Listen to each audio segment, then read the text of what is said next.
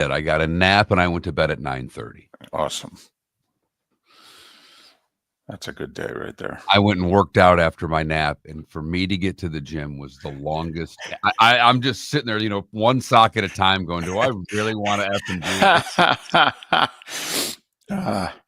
You had your coming to Jesus with yourself, did you? Yep, I did it, but man, I didn't want to.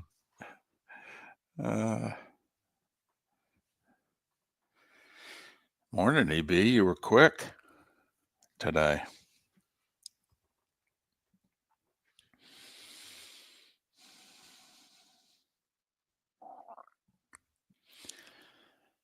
AJC for silver and Tim for bronze. Morning, everybody. Whew.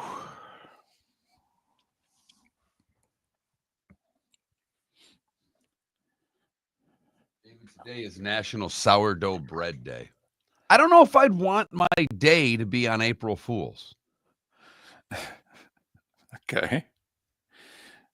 That's fair enough. Do you still play April Fool's jokes? Do you participate in April Fool's Day? Is that the poll question today? Yeah. Will you pull a practical joke on April Fool's Day?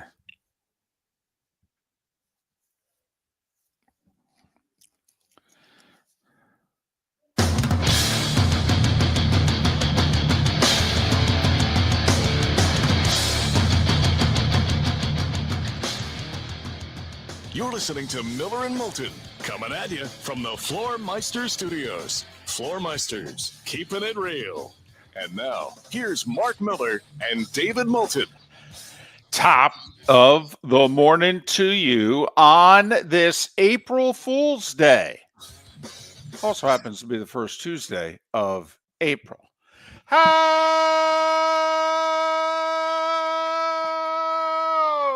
the heck are you, Miller and Moulton? MillerandMoulton.com, Miller_Moulton on X. Hope your week got off to a good start yesterday. Thanks for being with us today. Top of the morning to you, Mark. How are you?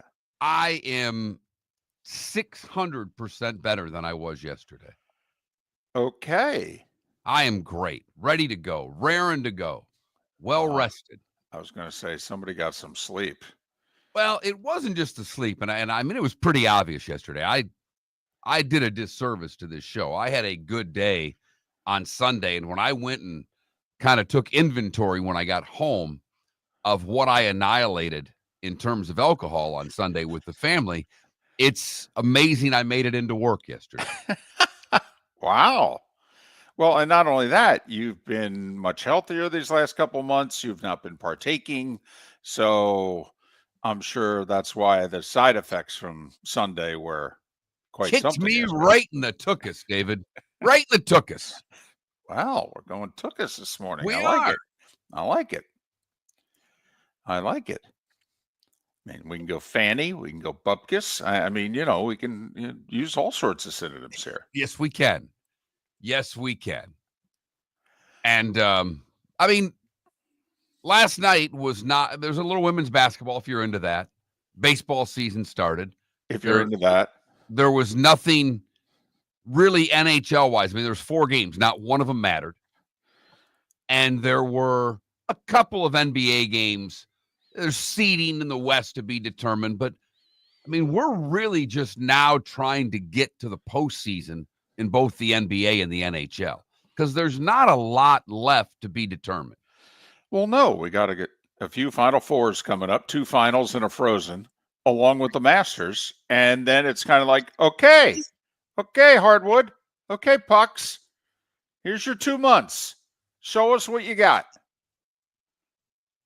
And for you guys on the hardwood, since you've been taking about 1/4 to 1/3 of the season off, how about you show us a little something for the effort? What do you say? You got it in you still, or the playoffs not do anything for you either? That's, of course, if, you're not counting the draft. I mean, some people are just killing time till the NFL draft. Exactly. But because the draft is 24 days away, free agency is all but died The majority of the players have been signed. You won't see a whole lot between now and the draft as people and teams figure their boards out, and then we'll go to the free agent market post-draft to fill out the remainder of their roster. But it is a big day today in the NFL. They're voting on rules today. This could be the end of the tush push. Yeah, I don't think it will be, but this is fascinating because apparently Goodell has come out against it. And Goodell really doesn't stick his nose into NFL business a lot. I mean, he did with the kickoff. He was angry 2 Super Bowls ago that there was not a single kickoff return between the Chiefs and the Niners. And he said, this is blank. This has to change. We are going to sit down. We're going to figure out something that takes safety in mind, but we are getting kickoff returns back in the game. And they came up with the dynamic kickoff, which is not dynamic. And now they're probably going to tweak it some more to try to make it dynamic.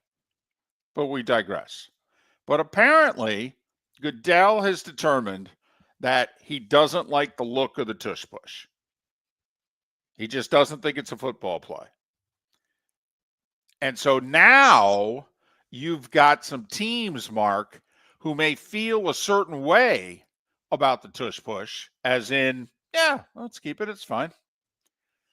But you got the commissioner. I mean, you got to go on the record here. He knows who votes yes and votes no. And usually when a commissioner wants something, a commissioner gets it, especially when he doesn't ask very often. Goodell reportedly wants 24 votes to eliminate the tush push. Okay, we'll see. What'll be interesting is, and we'll find out. It'll trickle out. But we've talked about the NFL's sneaky way of doing business on the owners' meeting Tuesday. Right. Which is wait until the coaches go play golf and try to push something through. Right. That was not been discussed for the last 48 hours. It's like, what the hell are you guys doing? Where did this come from? Yeah, we were holding it in our back pocket.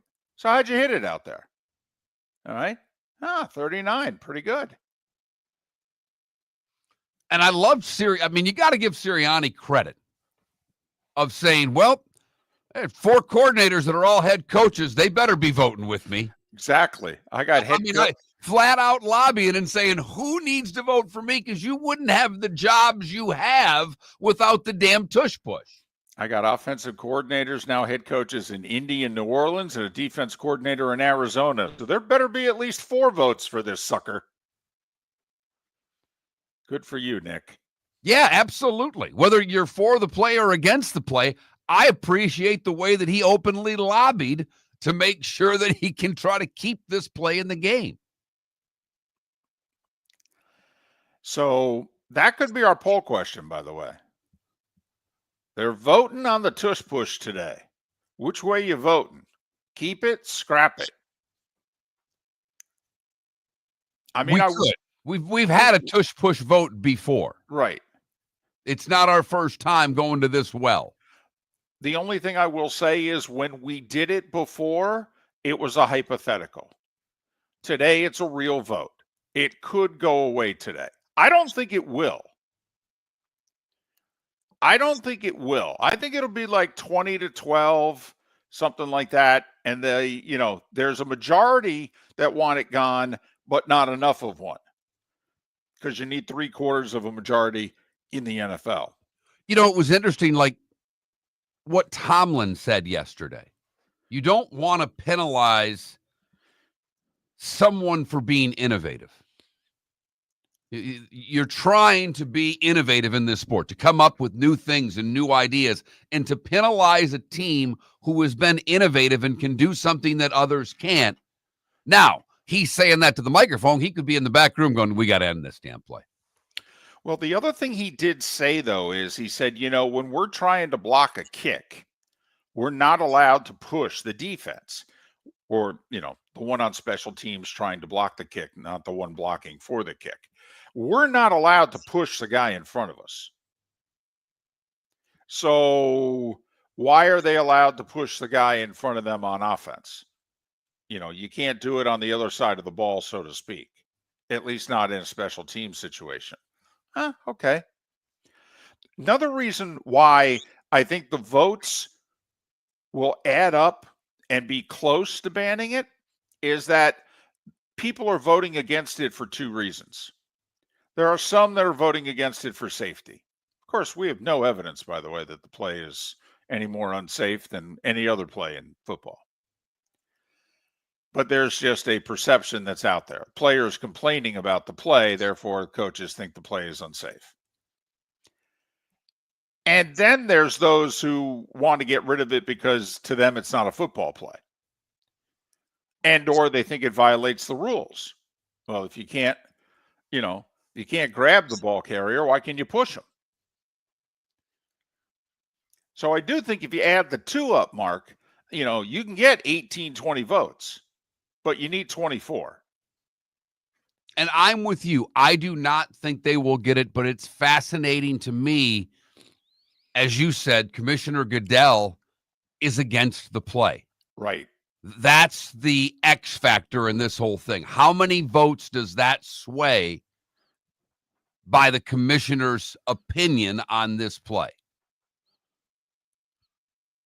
Because it's all one big, political family, trying to accrue favor. Hey, Raj, I really don't want to do this, but if I do this, here's something I'd like in return. And you have no idea what it could be. I mean, sometimes it's simple. Like the Giants for the longest time said, we don't want to play at home on a Jewish holiday. All right. It doesn't sit well with our fan base. Can you not schedule us on these dates? I mean, it can be a little thing that never sees the light of day. But if you're going to twist my arm and you want to vote, well, then, I'd like a little something in return. It's already been confirmed, by the way, 3 NFL games on Christmas. Christmas a Thursday this year. Christmas and New Year's a Thursday. And didn't they pass the 28-day to 21-day Thursday night window yesterday? Yes, right. And you talked about that it was being discussed that they could, with a little less notice than they have been, they could decide to move a game to Thursday. And wait until we hear the stories from fans who are not going to be able to attend games because of this window, because we're moving a Sunday game to a Thursday night, whether it's road fans that have already bought tickets and airfare in hotels that now can't travel, or people that travel back to their hometown to see games that now will not be able to go, or simply a dad that was bringing his son to a game and could easily do it Sunday at 1, but isn't going to go Thursday night to do that same thing. It's a disservice to the fan that goes to the game. Absolutely. Absolutely. But they don't care. No. In fact, do you want a snarky poll question today? Wow, look at you. Which do we think the NFL cares less about? Season ticket holders, player safety? It's a good snarky question. Thank you. It's a good snarky question. See, I didn't get a full night's sleep. I'm not well rested. All right. You brought what you brought yesterday. I am bringing it today. Fatigue, overall soreness, grumpiness. That's what I'm bringing to the table today, okay? Outside of that, we'll bring you a couple of great guests today. David Samson in his usual spot at 7 o'clock this morning, and Jim Dunaway We'll talk a little Auburn hoop at 8. Miller and Moulton. Thanks for listening. For over 50 years, the Nolan family has been dedicated to protecting local families. Nolan Family Insurance is a second-generation independent agency that specializes in home, flood, auto, and boat insurance. They take the time needed to explain your coverage options and answer your questions so you can make an informed decision that's right for you. If you're looking for an agency that treats you like family, call 941-639-1122 or go to nolanagency.com. That's 941-639-1122 or nolanagency.com. Defining a new era in men's health. Get stronger and healthier at Game Day Men's Health.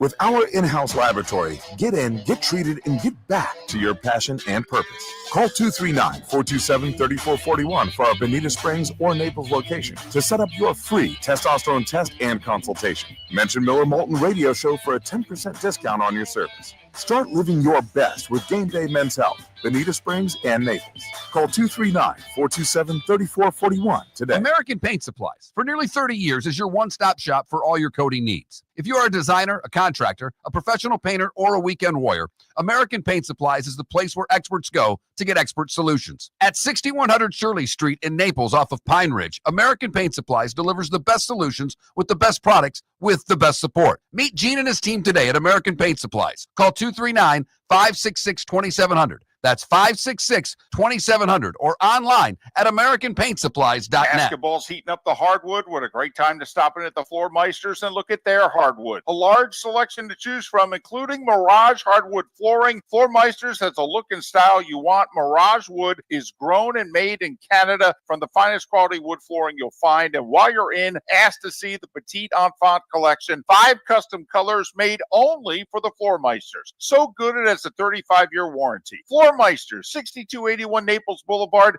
next to Costco, or floormeisters.com. This is Miller and Moulton.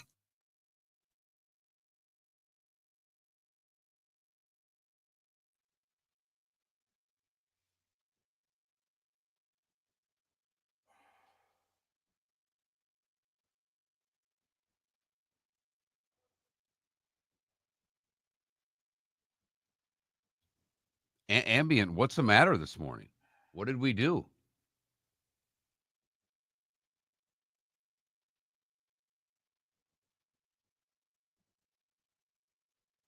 Huh.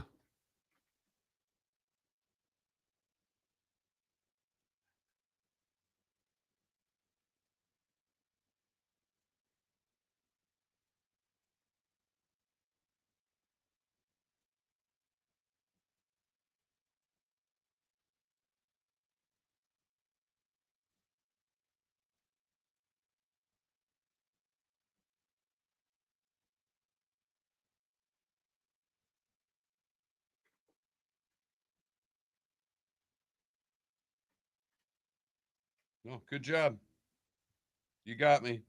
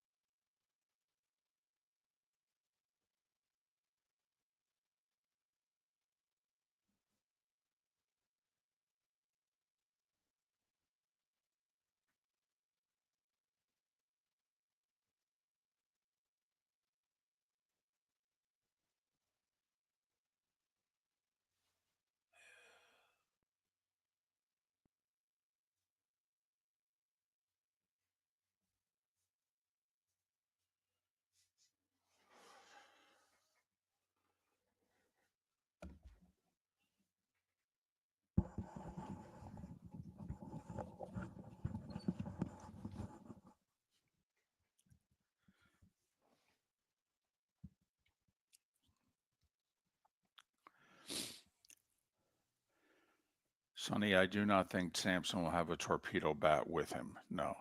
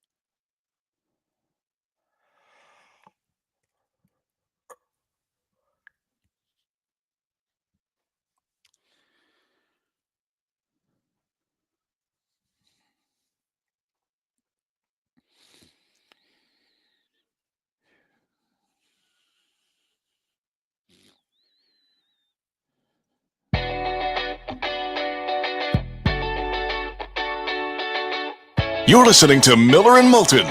And now, here's Mark Miller and David Moulton.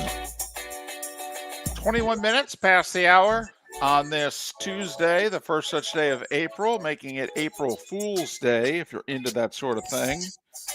Miller and Moulton. MillerandMoulton.com, Miller_Moulton on X. Should that be our poll question? Will you play some kind of practical joke on someone today, April 1st? In fact, it's worded like this, David. Will you attempt to pull off an April Fool's Day prank? Huh. It's already up. I'm not opposed because we did not get a poll question yesterday. I'm not opposed to having multiple questions today. Yeah, we did that a couple weeks ago. We missed a day and then had 2 days in that week where we had 2 questions. So we ended up with 6 for the week. So, but okay. Well, you know, I did not. Yesterday, we had a long day. The daughter had a softball game, you know, the U10 softball game that ends after 9 o'clock at night. Fun to get the kid to bed. Right. So I did not coach her last night into tricking her mother this morning. I did not give her a game plan. We just kind of had to get her to bed. Probably a good thing. Probably smart. Yeah. So, you know, some are suggesting we try to say that like Dak Prescott traded to the Browns, you know, things like that. We could come up with a Brandon Ayuk trade today because today's the day that the Niners have to, you know, pay the roster bonus of nearly $23 million or not. Speaking of the Browns, how about Jimmy Haslam basically, admitting the mistake? We took a swing and we missed. It's on me. Quote, organization made the decision, but it falls on me. Quote, big swing and a miss, unquote, on Deshaun Watson. I think you can make the case it's the worst trade in NFL history. I mean, the Herschel trade and the Deshaun Watson trade, I mean, that's a good poll question, to be quite honest with you. Those would have to look up the particulars. There were more people involved in the Herschel deal, but not by much. Not by much. Well, and I look at it almost a different way. And I'm with you in what you're saying. You're right. It's inarguable. But do you want your team to take these big swings? Do you want an aggressive ownership group that's attempting to try to make your team better? This failed miserably. I get it. But do you want your team to take these types of swings? Or are you more comfortable with your team just playing everything close to the vest and we're going to work on it through the draft? And you have to at least, I don't know if credit's the right word, but at least respect Haslam for, with a microphone in his face, knowing that that's going to get out to everybody in the football world saying, we screwed up. We all know that he did, but teams don't like to admit their mistakes. And owners hate to admit their mistakes. As a reminder, the Browns gave up 3 first-round picks, a third-round pick, and 2 fourth-round picks for Deshaun Watson. And then as part of the deal, because the only way he would accept the trade to Cleveland was to then negotiate the 5-year, $230 million fully guaranteed contract extension. So you have to include that as part of the deal. Now, when the Herschel Walker trade was made, this was pre-NFL free agency, pre-salary cap. And Herschel had no contractual demands with the Vikings. But it was a lot. But if Deshaun Watson didn't go to the Browns, it was most likely that he was going to Atlanta, right? Correct. How's Atlanta done in the time that they didn't make this trade? Not, I mean, it would have backfired for them too, probably. I get it. But what have they done by not getting Deshaun Watson? Well, I don't believe they've had a winning season. I mean, the old coach had 3 7-9 seasons, got fired. Did the Browns have a winning season last year? I thought they were 8-8, or 17 games now. I thought they were 8-9. I don't think the Falcons, I should say. I don't think the Falcons had a winning season last year. So since this deal went down, they moved on from Matt Ryan and have not had a winning season in the 4 seasons since. Now, they ended up signing Kirk Cousins to a deal that they're living with because they've also moved on from him and drafted a quarterback 8th overall, and they're now playing that guy. That's the other thing. Do we include how the teams did in the short term after the trade? Is that part of the trade, or are we just measuring the trade?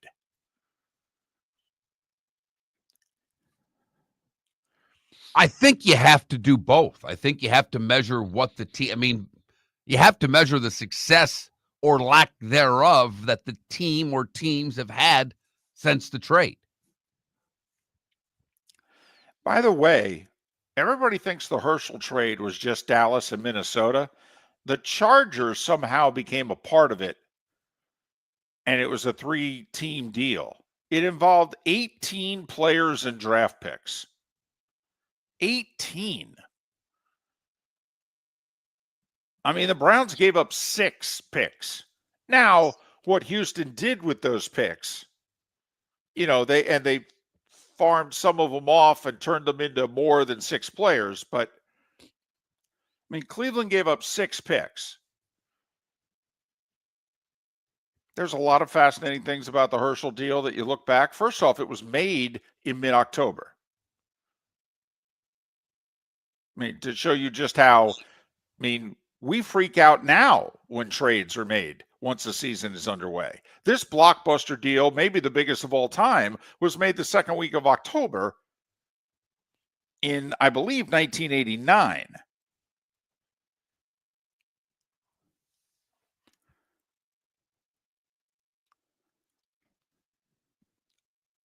Well, obviously the Herschel trade was, we're not dealing with the same financial situations.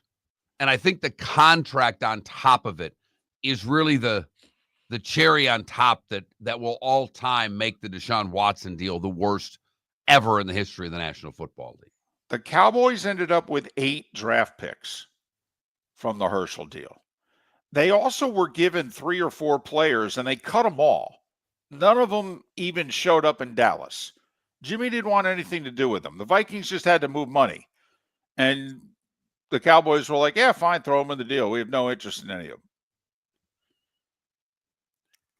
And the Vikings also got 3 first-round picks, the Cowboys got 3 first-round picks for the Vikings in 90, 91, 92, and 5 other picks. So 8 picks to 6, both of them including 3 first-rounders. But throw the Deshaun Watson contract, which was a key part of the trade. He doesn't agree to go to Cleveland without the contract. And the guaranteed contract. I mean, Cleveland had to do everything in order to entice Watson to want to be a Cleveland Brown because he didn't want to go to Cleveland. So Cleveland threw more money at him. That's what Cleveland does. Myles Garrett's a really happy football player right now in Cleveland. He wanted out not too long ago. Why is he a happy football player in Cleveland? Because they gave him the bag. I do find it interesting that the owner called the trade a big swing and a miss, while the player is still under contract for this season and 2 more. And the player thinks he's rehabbing a torn Achilles so he can come back and be their quarterback. And it sounds like the owner just said at the owners' meetings, yeah, we're done with Deshaun Watson. The starting 5 is next. Miller and Moulton are very grateful to you, the listeners, for making us one of the highest rated shows for men, because the working man is one of the toughest demos to reach, and we do. Great sponsors like Floor Meisters, American Paint Supplies, Glass Doctor, Sleep Treatment Direct, Game Day Men's Health, and Molly Maid recognize that, and we thank them. And if you own a business and working men are your clientele, the most cost-effective way to reach them is through us. Text Miller and Moulton at 21,000 or directly via X at that Mark Miller or the David. Mark Miller for Molly Maid. Why Molly Maid, you ask? Trust. Moulton was a customer for 15 years. Affordability. Didn't I just say Moulton was a customer for 15 years? Worry-free services. Our professional house cleaners are fully insured and a 24-hour warranty. Call Molly Maids today at 239-774-5839. That's 239-774-5839 or online at mollymaid.com/FTMYERS. That's mollymaid.com/FTMYERS. Basketball's heating up the hardwood. What a great time to stop in at the Floor Meisters and look at their hardwood. A large selection to choose from, including Mirage hardwood flooring. Floor Meisters has a look and style you want. Mirage wood is grown and made in Canada from the finest quality wood flooring you'll find. And while you're in, ask to see the Petite Enfant collection. 5 custom colors made only for the Floor Meisters. So good it has a 35-year warranty. Floor Meisters, 6281 Naples Boulevard, next to Costco, or floormeisters.com. Honey, you want to come out? I haven't seen you since Glass Doctor installed our custom shower enclosure. No thanks. Well, you can't keep eating breakfast in the shower, and laminating your magazines is getting expensive. You remember we have guests coming over tonight, right? Oh, I'm sure they'd love to see the shower. It's our neighbors, and I highly doubt they want to be hanging out in our bathroom. The shower's so good, you'll never want to leave. Visit glassdoctor.com today and schedule an appointment online. This is Miller and Moulton.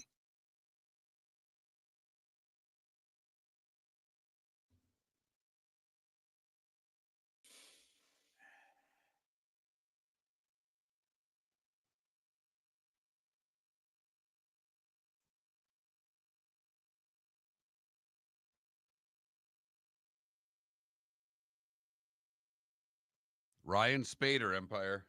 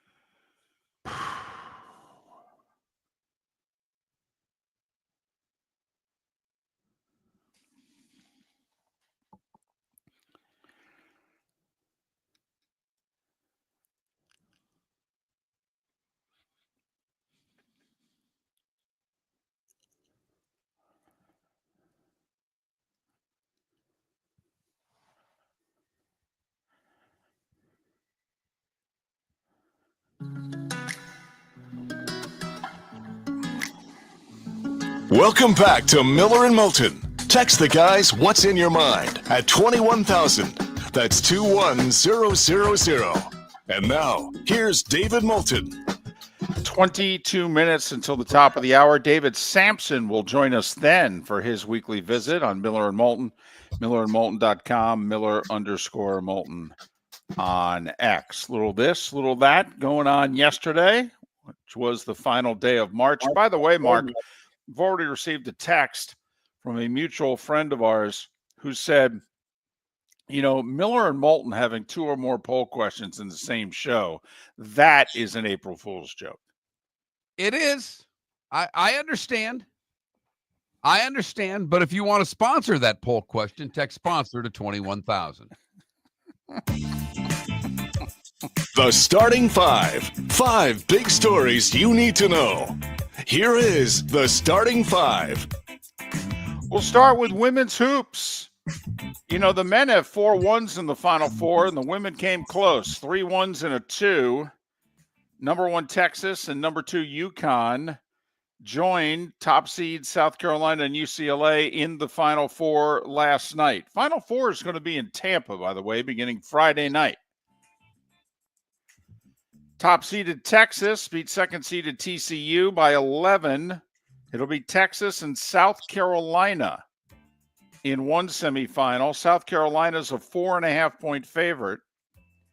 Meanwhile, Paige Beckers, who's going to be the first overall pick of the WNBA draft, she had 40 in the Sweet 16. She had 31 last night. UConn beat USC, who, of course, is playing without their star, Juju Watkins, and they won by 14, which was pretty much the spread. Yeah, spread was 14.5. Yeah. Uh-huh. Mm-hmm. UConn 78-64. What's it, like 16 out of the last 17 years UConn's made the Final Four? Well, it's 24 Final Fours for REM. I did see that. But that goes back to his first one was mid-90s. But I think it's like 16 of 17. Wow. So UConn, by the way, an 8.5-point favorite over the team that was number 1 for the longest time this year, UCLA. A interesting side note. We talk about this in men's sports, but it really is more of a reality in some women's sports, particularly women's basketball. Olivia Miles was a guard for Notre Dame this year. A lot of people think she was going to be the second overall pick in the WNBA draft. Yeah, she said, I'm not going to the draft. And in fact, I'm going to transfer from Notre Dame. I'm entering the portal. She's essentially put herself up for bid. Why? She can make a hell of a lot more playing one more year of college ball than she can in the WNBA. We talked about this last year with Caitlin Clark's salaries, which are embarrassing, to be honest. But what's even bigger on this is that the WNBA CBA is about to expire, and they're going to have a new CBA not for this coming season, but for the following season. And that means a higher pay scale for rookies. So that's why you see a couple of these ladies extending their college career for a year. All of the things David said are 100% true. Add on top of it, you wait a year and you can get paid more money to be a rookie in the WNBA. That's why you're seeing this. By the way, there was men's college basketball the last 2 nights that didn't involve the NCAA tournament. This is a made-for-TV event in Vegas. It's called The Crown. It's 16 teams. They're all power conference schools. Fox is paying all 16 teams and renting out the space in Vegas. This might as well be like a bowl game for ESPN. Last night, Butler beat Utah, Nebraska over Arizona State, Georgetown over Washington State, and Boise by 30 over George Washington. UCF plays Oregon State at 5:30 today on FS1. Here's how bad this tournament idea is. First off, Villanova is playing Colorado, Mark, at 8:30 tonight on FS1. So is Willard going to be at the game? Is he going to coach Villanova? Also, Mark, do you know what Colorado's record is? 14-20, which makes 14-19 DePaul, who's also in action later today, feel better about themselves. Like we needed this tournament. Like we need 8 more teams in the NCAA tournament. What the? NFL, Jimmy Haslam, the Browns owner, admitting, quote, "We took a big swing and a miss," unquote, on acquiring Deshaun Watson. And he said, "It's on me. It's on me." And he did bring his wife into it. Yes, he did. Okay. He did mention her as well. So it's on them. I have to admit, I think the gentlemanly thing, Jimmy, to do there is for you to own that yourself. All right. That would have been, the chivalry, I think. The Raiders say they're working on an extension for Geno Smith. He's entering the final year of his contract, making $31 million. And they're confident they will get an extension done soon, which usually means before the draft. Major League Baseball. A lot of teams in action yesterday. The Rays are 3-1 at the Steinbrenner Field. First night game last night. Hell of a story. Jake Mangum, he's 29 years old, makes the show for the first time. He's got 20 friends and family, including his close friend Gardner Minshew, in the crowd. He goes 4 for 4. 2 hits from each side of the plate. Rays 6-1 over Pittsburgh. Marlins gave up 7 in the 5th. Alonso with a slam. Mets hit 4 homers and beat Miami 10-4. The Twins are 0-4. There was one competitive game in baseball yesterday. Every other game was basically a blowout. You're right. White Sox beat the Twins 9-0. Martin Perez threw 6 no-hit innings for the White Sox. Then they took him out because, first start of the year and all. I mean, why have him? Anyway. Dodgers 6-1 over the Braves. Braves are 0-5. Dodgers are 6-0. Atlanta made one big offseason acquisition, Jurickson Profar. He got hit with an 80-game PED suspension yesterday. By the way, Profar did not send out a statement. The Braves did. Read it. They're honked and not at Major League Baseball. Basically, they'd cut this guy if they could. Kansas City beat Milwaukee, the Brewers' home opener. They lost 11-1. They're 0-4. Orioles won their home opener by scoring 4 in the 8th, beat the Red Sox 8-5. Red Sox are 1-4. Bregman's off to a slow start. He's got 5 singles in their first 5 games, but not as slow a start as Rafael Devers. Rough start for Devers, David. Remember the whole, I want to play third base, I don't want to be the designated hitter. Well, he was hurt for most of spring, so he's the designated hitter to start the year. Except he's not doing any hitting. He's just designated. He's 0 for 19 with 15 strikeouts. I mean, everyone listening right now would only do slightly worse than that through the Red Sox first 5 games. Phillies beat the Rockies 6-1 by scoring 4 in the 7th. They hit 3 homers. So Ellie De La Cruz saw what happened over the weekend and said, maybe I should get me one of them torpedo bats. So he grabbed one and used it yesterday for the first time. He had 4 hits and 7 RBIs for the Reds in a 14-3 win over Texas. The one good game that Mark talked about, Angels beat the Cardinals 5-4-10. Both teams off to a 3-1 start. Blue Jays 5-2 over the Nats. Giants 7-2 over Houston. Wilmer Flores. Don't know if anybody plays fantasy baseball, but if you had him, man, has he delivered in the first week. He's got 3 homers already. He had a homer and 4 RBIs for the Giants last night. Padres are 5-0. First time in franchise history. Franchise has been around since the Nixon administration. 1969. 7-2 San Diego over Cleveland. And the Tigers got their first win of the year, Mark. They beat Seattle 9-6. And the A's played their first ever game in Sacramento. It went well. And by well, I think they had trouble with the radio broadcast in the 6th inning. And, they lost 18-3 to the Cubs. Carson Kelly hit for the cycle for the Cubs. First Cubs cycle since Mark Grace back in 93. Red Sox signed lefty Garrett Crochet to a 6-year, $170 million extension. It kicks in next year. He can opt out a year early. 8 games in the NBA last night. Remember the Heat lost 10 in a row? Well, they followed it up now with a 5-game winning streak. Remember when everybody laughed at Spoelstra in which he said, we're actually playing better, we're figuring some things out? Everybody looked at him like, dude, you've lost 10 in a row. It's like, trust me, we're playing better. Well, won 5 straight to beat Washington 120-94. Heat are the 9 seed, game and a half behind Orlando, who lost at home to the Clippers last night, 96-87. OKC demolished Chicago by 28.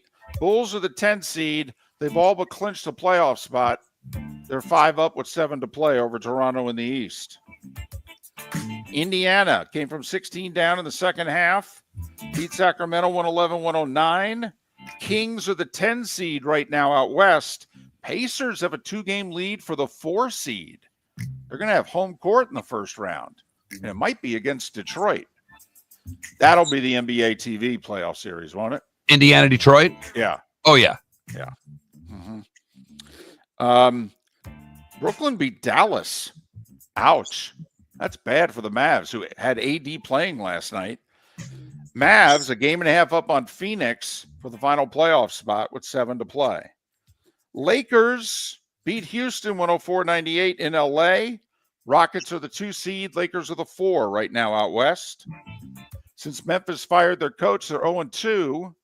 Boston beat them 117-103. And I guess somebody had to win between 2 teams who combined have won 35 games this year. Charlotte beat Utah by 4. NHL, speaking of 4 games last night.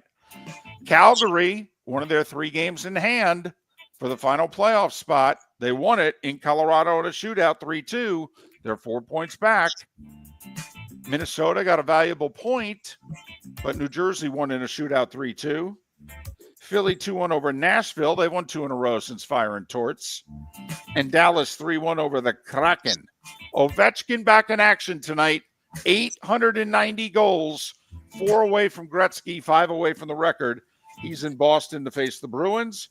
Panthers in Montreal. Lightning on Long Island to face the Islanders, as that Leafs, Lightning, Panthers battle for the division title enters the final 2.5 weeks. If the Lightning win out, which is unlikely, but if they win out, all they need, Mark, is for Toronto to not get 1 potential point in all their remaining games, and the Lightning would finish first. It's a tall order. It is. I mean, not a lot of 7-8 game winning streaks at this point in the season in the National Hockey League. This is going to go right down to the last couple of games. And Tampa hosts both Toronto and Florida in the final 2 weeks of the season. And at 9 minutes before the hour, that was the starting 5. 5 big stories you needed to know here on Miller and Moulton. David Samson will join us coming up in about 9 minutes time. At the top of the hour, we'll talk some torpedo bats with him, among other things. As we mentioned earlier, the NFL having their vote on rules today. Will the tush push get banned? Will they pass any of the other rules that they're talking about? Will wild card teams with better records host games against division winners? I don't see it happening, but it's up for vote today. I do think the kickoff will get moved back. I think it'll only get moved back 5 yards to the 25, but I do think the kickoff will get moved back today. And everything else about the dynamic kickoff will remain the same. Oh, you don't think that they'll bring it to the 35? Oh, move it up? No. If it's kicked through the end zone, that they're going to start on the 35, not the 30. Like, Oh, yes. Yes. that's going to happen. I think they're going to do both, though. Okay. Okay. I think they're going to move it 5 yards back and make a touchback, place the ball at the 35. We'll see. I definitely think the latter is happening, and I don't like it one bit. But this goes back to what we talked about last segment, that Roger Goodell wanted the kickoff changed, and he got part of it done.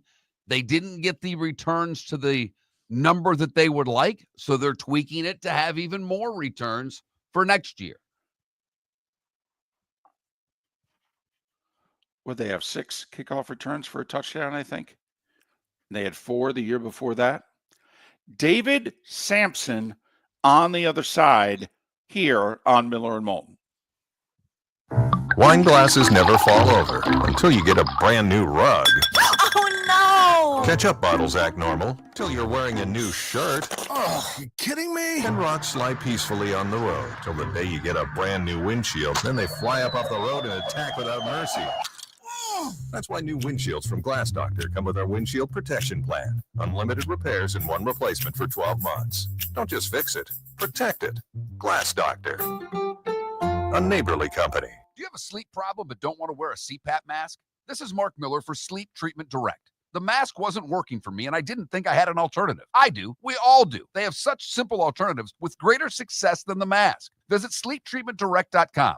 That's sleeptreatmentdirect.com. And if you are like me and your CPAP machine isn't working for you, it's time for a change. Call 239-444-1741. That's 239-444-1741. Sleep Treatment Direct. Sleep safe and sound. American Paint Supplies, for nearly 30 years, is your one-stop shop for all your coating needs. If you are a designer, a contractor, a professional painter, or a weekend warrior, American Paint Supplies is the place where experts go to get expert solutions. At 6100 Shirley Street in Naples off of Pine Ridge, American Paint Supplies delivers the best solutions with the best products with the best support. Meet Gene and his team today at American Paint Supplies. Call 239-566-2700. That's 566-2700 or online at AmericanPaintSupplies.net. Basketball's heating up the hardwood. What a great time to stop in at the Floor Meisters and look at their hardwood. A large selection to choose from, including Mirage hardwood flooring. Floor Meisters has a look and style you want. Mirage wood is grown and made in Canada from the finest quality wood flooring you'll find. And while you're in, ask to see the Petite Enfant collection. 5 custom colors made only for the Floor Meisters. So good it has a 35-year warranty. Floor Meisters, 6281 Naples Boulevard, next to Costco, or floormeisters.com. We've got a text message for Dr. Dollar.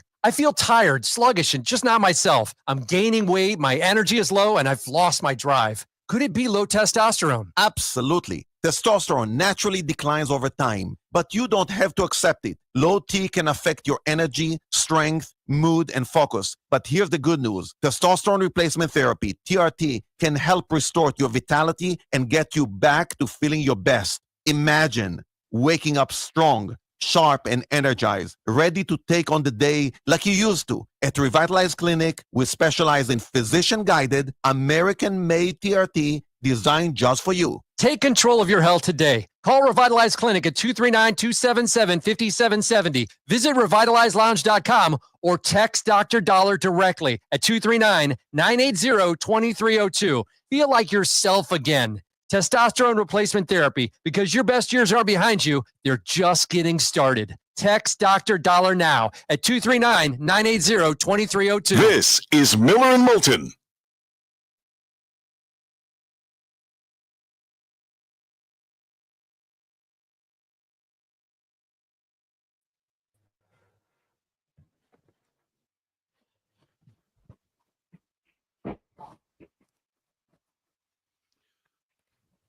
Good morning, David.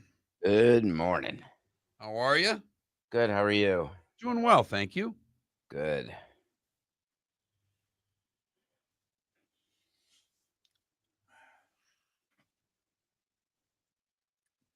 We had a baseball guest on last week, Ryan Spader, pretty smart guy, numbers guy. Mhm. Asked him for basically his hot take, and he goes, I don't see 85 wins for the Braves. He's looking good at the start of the season. It's a little early to take a Oh, I know. but yes. They picked the wrong time to be swept heading into LA. Right.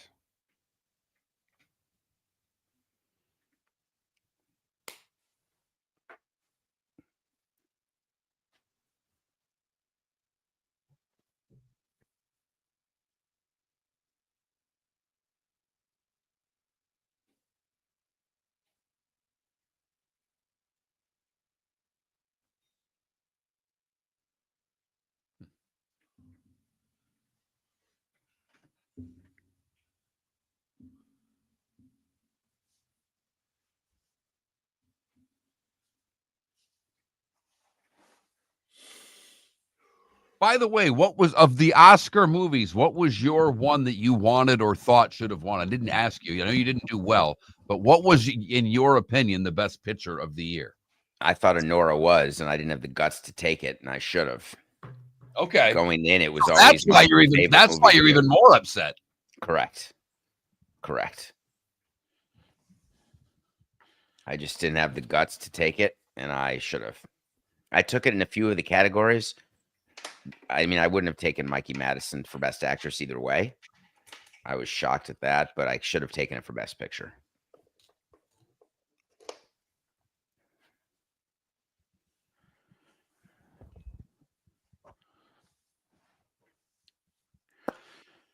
David, there's been a couple of questions along this ilk in the Twitch chat room. Has Survivor reached out to you about ever returning to the show? Well, the way that works is that you don't talk about that kind of stuff if you ever want to return to the show. Gotcha. Okay. But the question is, would I go back? And the answer is never say never.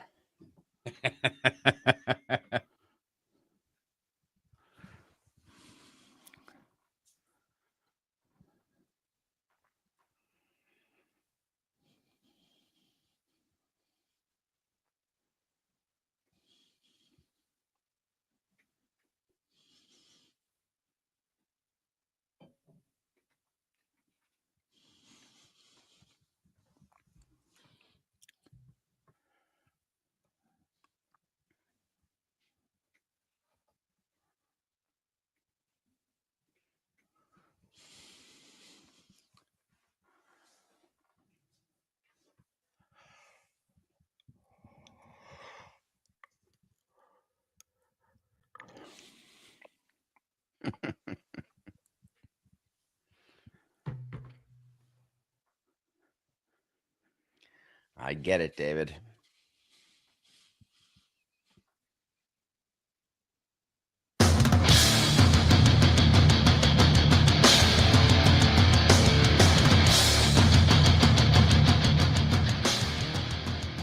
You're listening to Miller and Moulton, coming at you from the Floor Meister Studios. Floor Meisters, keeping it real. And now, here's Mark Miller and David Moulton. And it's on the first day of April. It happens to be a Tuesday, and since it's 7 a.m. in the East, that means David Samson, the host of the award-winning Nothing Personal with David Samson podcast. He records it live, 8 a.m. in the East. It rebroadcasts in its entirety at 10 a.m. in the East on the DraftKings Network. David joins us, as all our guests do, on the American Paint Supplies Hotline, your one-stop shop for all your coating needs. Follow David on X at David, the letter P, Samson, David P. Samson. Top of the morning to you. You look good, by the way. Top of the morning. I feel good. There's an update in that you can actually now watch me on DraftKings Network at 9 o'clock. So it's really quick after the live 8 o'clock show. It goes to DraftKings at 9 o'clock and then repeats again at 10 o'clock. Wow. So all right. Seems like they're looking for another hour of Nothing Personal. We can give an hour of Miller and Moulton if they really need it. I don't know if anybody's ready for that yet, David. I'm obviously, ready. I know you talked about it yesterday. We talked about it yesterday. But the two biggest words in baseball right now are torpedo bat. Boy, it's fun to talk about, but let me just be very clear with everybody. The bats are fine. And now we're getting just confirmation bias. So last night, De La Cruz gets 7 runs batted in using a torpedo bat. And the assumption is he only did it because he used a torpedo bat. We forget the fact that they're trying to maybe make him the face of baseball, that he's got a chance to be one of the best players in the MVP conversation under new manager Terry Francona. We forget the fact that players were using them last year, but no one focused on it. My friend Giancarlo Stanton's been using one. So I just don't understand all the hullabaloo, the hoopla, whatever word you want to use. I think it's quite overstated. In order to get hits with the torpedo bat, you have to be a good hitter. Start with that. And even the torpedo bat is going to give you an 0 for 4, an 0 for 8, a 1 for 12. So I think that there's a lot of hysteria. And I've been trying to figure out why. And maybe it's because the Yankees scored 20 runs in a game and had a huge inning. But then the next day, the Brewers lost again 42-0. So maybe it was the Brewers pitching staff the whole time. Speaking of that, when did you start to panic a little bit? The Twins are 0-4, the Brewers are 0-4, the Braves are 0-5, and their biggest offseason acquisition just got suspended for half the year. Now, the Mets started 0-5 last year and were 2 wins from the World Series. I'm just curious, at what point did you show up for work and go, all right, I've already lost my sense of humor? Not until May. Never during April, because even if you have a 10 and 18 month, there's plenty of time to recover from that. And you can delude yourself that you're going to recover from that. So an 0-4 start, it's obviously not ideal. But the other way, though, if we won our first 3 games on walk-offs and we were 3-1 in first place in the NL East, the way the Marlins were before yesterday's loss to the Mets, I wouldn't have said, hey, let's get ready for October, folks. This is great. You just don't do it. It's way too short. You're a football guy. I told people this yesterday on Nothing Personal. After 4 games, 5 games, here's the equivalent. It's the end of the first quarter of week 1 of the NFL season.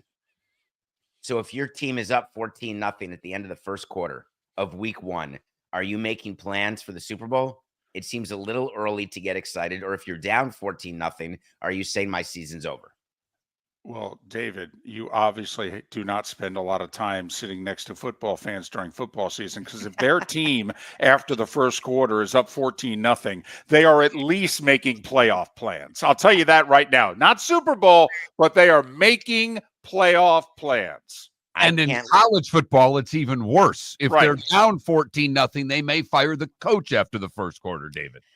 Listen, I can't legislate against delusion, so there's nothing I can say to that. I just would argue that if you are that way, then I encourage you to panic if you're a Twins fan or a Braves fan. And I encourage you to think that you're going to win 162 games if you're a Dodgers fan, or that Aaron Judge is going to hit 769 home runs this year. However you want to be encouraged, I'm here to aid and abet you. All right. As far as individual bad starts, we talked, Devers is 0-for-19 with 15 Ks. Yeah, it'll get better. He didn't hit a lot in the spring. He was hurt coming into the season. But how much is there to taking a position player and putting him DH to not have the normal flow of a game for a hitter? How important is that for guys who are used to being in the field and then hitting and transitioning to a designated hitter? I think in the Devers situation, it's more about coming to spring training, maybe not in the best shape, trying to work himself into shape while you're getting regular season at-bats. I think the position change is not as big a deal. Clearly, it's an adjustment when you have to keep your head in the game when you're used to playing the field and now you're not. But look at a guy like Lindor of the Mets. He stinks every March and April, pretty much. And then he's top 3 MVP pretty much every year. So I think you really have to know the player. And you also have to think, and this is what we would say, take this sample set and put it in June or put it in July in the dog days of summer. Are we concerned? Do we think about it when a guy's 0-for-12 in June when you've played 100 games? The answer is no. We wouldn't think about it at all. When it happens in the beginning of the season, it just becomes that much more magnified. But we try to be really careful not to allow that to change our evaluation. Did you ever put a guy on the injured list who wasn't injured because he just sucked? Yes. And because if I'm the Red Sox right now, I think I want to go to Devers and say, listen, all right, you rushed it to try to get ready for opening day. You didn't have any semblance of a spring. You're not ready. It's obvious. We're going to put you on the 10-day injured list. All right. And probably 5 to 7 days in it, you'll be ready to go. I don't know what to tell you. We're not going to let you go another 1-for-14 and embarrass yourself. Well, Billy Epler got in real trouble for doing that, manipulating the injured list. You're not allowed to do what you're describing, but all teams do it. And we say it's neck soreness or back soreness or something that cannot be in any way proven wrong. Or headache, some sort of brain fog, a little Joe versus the volcano, a brain cloud maybe. But Well, with I mean, Devers, a back injury. that's my favorite. Yeah, because Mario Lemieux famously, and it was real, bent over to tie his skates and missed 2 months. I mean, if you got a bad back, people will tell you it can happen like that. True, but people with a really bad back would take offense to that. Like Yelly really does have a bad back. So we tried to be nice and try not to put players on the IL. Back then it was called the DL with a bad back, because Yelly would walk in and say, man, his back's fine. My back is totally screwed up. So we'd look for different things like a torn sphincter or something else that no one would ever think about. And so for us, we have, you're thinking about your whole clubhouse. But again, for Devers, I don't think they're going to go that direction. I actually think, spoiler alert, that they're going to sit him. There's an off day today. I think they'll sit him tomorrow. I don't know that they will, but I'm going to do a wait to see that they will here on Nothing Personal coming up, because I would give him an extra day plus the off day just to sort of recalibrate and start over. But the other train of thought is put him out there as much as possible, because eventually he's going to stop striking out. But man, that's a cold start, and a cold start for the Red Sox. What is it that you said you wait until May? So what is it you're looking for out of teams in the start of the season to as you form your opinion between now and the beginning of May? What is it you're looking for most? I'm always looking, to find out if our off-season evaluation was wrong, or if we're not playing to our off-season evaluation. And this goes both ways. If we start off 10-1 and we have an off-season evaluation that we're a 70-win team, we're not going to all of a sudden start acquiring players in order to take that 10-1 start to October. We'll wait another month to see, well, wait a minute, we may have been wrong. Our team is good. We thought it was bad. And it goes the other way. If we have a good team that's playing bad, we're going to give it time. And then we're going to give it time until we admit to ourselves we had it wrong. We weren't a good team. We were always a bad team. So it depends which way, but it's really the same analysis. It's confirming what our off-season unemotional evaluation was of our team, because during the season, things become way more emotional, and you're tempted to not, in fact, go to your core beliefs or talents in evaluating a player or teams. That's the hardest part of the job. What's the benefit of what Jimmy Haslam did yesterday, the Browns owner, saying we took a big swing and a miss on Deshaun Watson? Is there a benefit? Does that help his GM and coach? Does that, I don't know, get the fan base to give him 24 hours to vent on sports radio and get more of it out of their system? Is there a benefit to the owner, throwing himself on the grenade? So I assume they hired a new PR firm, is all I could think of. And they tried this approach, which was, you've tried doubling down and tripling down, but now let's go the other way. Let's just acknowledge it. Let's tourniquet the issue.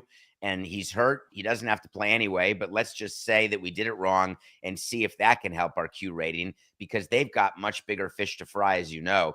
They're involved in a stadium deal. They're involved in a lawsuit with the city of Cleveland. They're trying to get public money. And so eventually the PR firm would say to him, hey, Jimmy, you got to stop with this Watson thing. No one wants to be associated with that player, and you've got to give yourself some distance from that, and it's never too late to start. That was my view of that. And obviously, as we've talked about this stadium deal, do you think, you obviously brought that up because Cleveland's now suing the team. He's suing back, saying is the Modell rule that they can't move out of the city, but he's staying in Ohio. A lot of lawsuits. Do you have any favoritism of one side having an edge over the other at this point? Well, that's a funny law. And I was thinking about this. Would I have a Samson law anywhere for threatening relocation or for actually selling a team back to baseball? How would that work? Because the Modell law says that, hey, you can't leave the city of Cleveland. It's not the state of Ohio. It's you can't leave the city limits without offering someone in the city of Cleveland to buy your team, which of course is absurd. You never would do that. The fact that the law passed is just such a law full of emotion, but it exists. You don't want to violate that. So you got to settle. And that is what the Haslams, you countersue in order to foment a settlement. And that's what I think will happen. But at the end of the day, it's like the Bears. They're looking for any place to play where there can be the best economic deal for them. 10 seconds.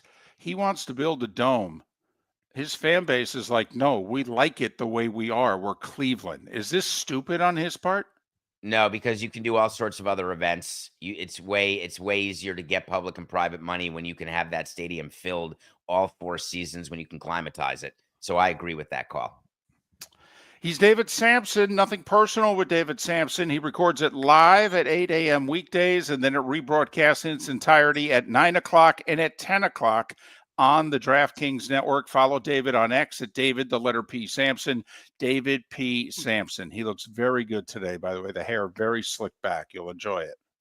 American Paint Supplies, for nearly 30 years, is your one-stop shop for all your coating needs. If you are a designer, a contractor, a professional painter, or a weekend warrior, American Paint Supplies is the place where experts go to get expert solutions. At 6100 Shirley Street in Naples off of Pine Ridge, American Paint Supplies delivers the best solutions with the best products with the best support. Meet Gene and his team today at American Paint Supplies. Call 239-566-2700. That's 566-2700 or online at AmericanPaintSupplies.net. Basketball's heating up the hardwood. What a great time to stop in at the Floor Meisters and look at their hardwood. A large selection to choose from, including Mirage hardwood flooring. Floor Meisters has a look and style you want. Mirage wood is grown and made in Canada from the finest quality wood flooring you'll find. And while you're in, ask to see the Petite Enfant collection. 5 custom colors made only for the Floor Meisters. So good it has a 35-year warranty. Floor Meisters, 6281 Naples Boulevard, next to Costco, or floormeisters.com. We've got a text message for Dr. Dollar.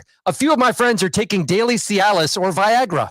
What are the benefits and how much does it cost? Great question. Cialis, Tadalafil, and Viagra, Sildenafil are game changer for men who want better performance, stamina, and confidence. They improve blood flow, support long-lasting performance, and help you feel like yourself again. And the best part, at Revitalize Clinic, we make it affordable. Less than $1 per pill. No overpriced prescription, no hassle, just real results, American-made at the best prices in town. Plus, with early hours starting at 5:30 in the morning, we fit your schedule. Take control of your health today. Call Revitalize Clinic at 239-277-5770. Visit revitalizelounge.com or text Dr. Dollar directly at 239-980-2302. That's 239-980-2302. Get results. Get confidence. Revitalize Clinic, because every man deserves to perform at his best without breaking the bank. Text Dr. Dollar now at 239-980-2302. This is Miller and Moulton.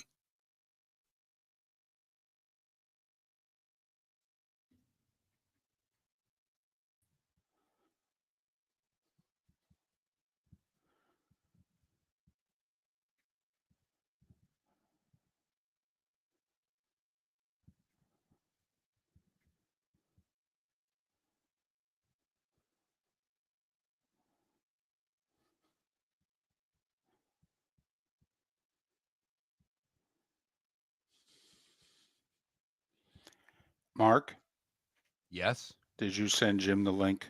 I did. Okay, just asking, because I'm texting him a reminder now. Yep.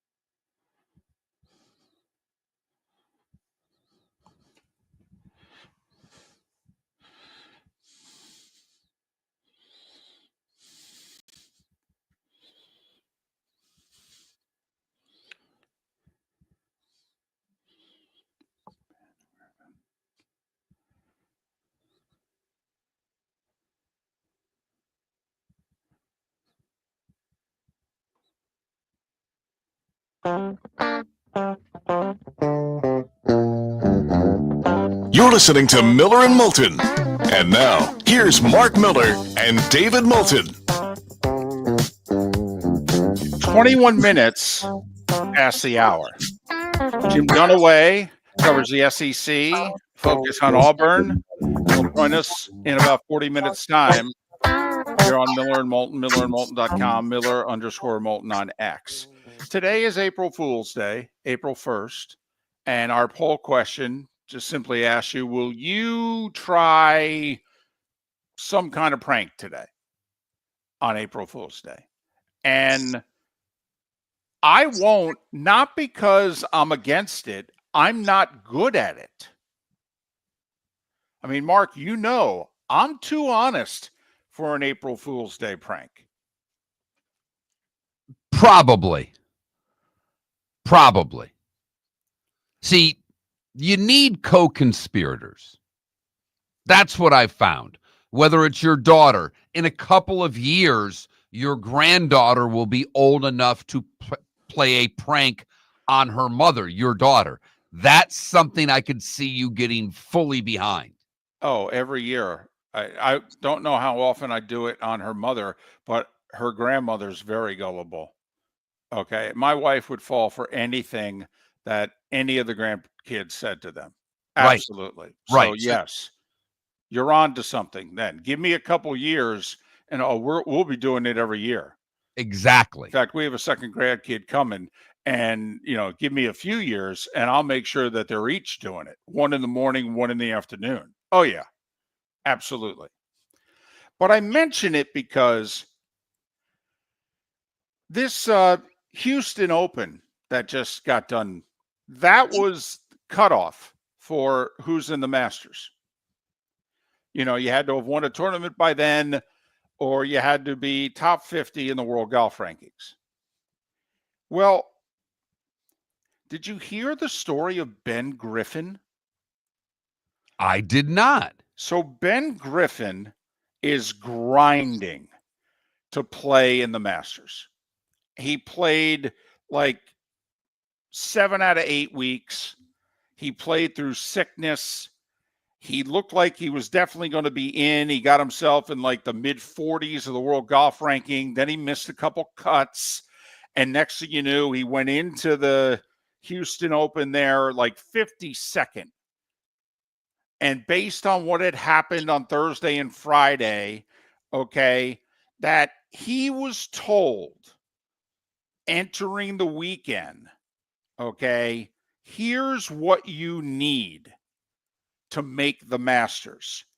A solo finish of 28th or better. Well, he wasn't doing that great, Mark. He made the cut, but, you know, he's scuffling, okay. Anyway, he plays a great final round. I think he shoots like 66 in the final round. All right. And he ends up tied for 18th. And he is getting congratulatory texts from everyone he knows in the golf world because he needed to finish T28 or better. And he's going to finish T18. Congratulations. You're in the Masters. Yeah, they were wrong.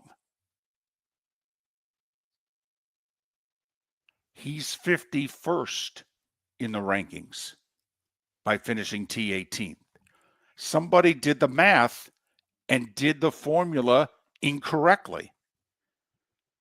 And so for 4, 6, 8 hours, I mean, I think it was even mentioned in the broadcast. And everyone is congratulating him.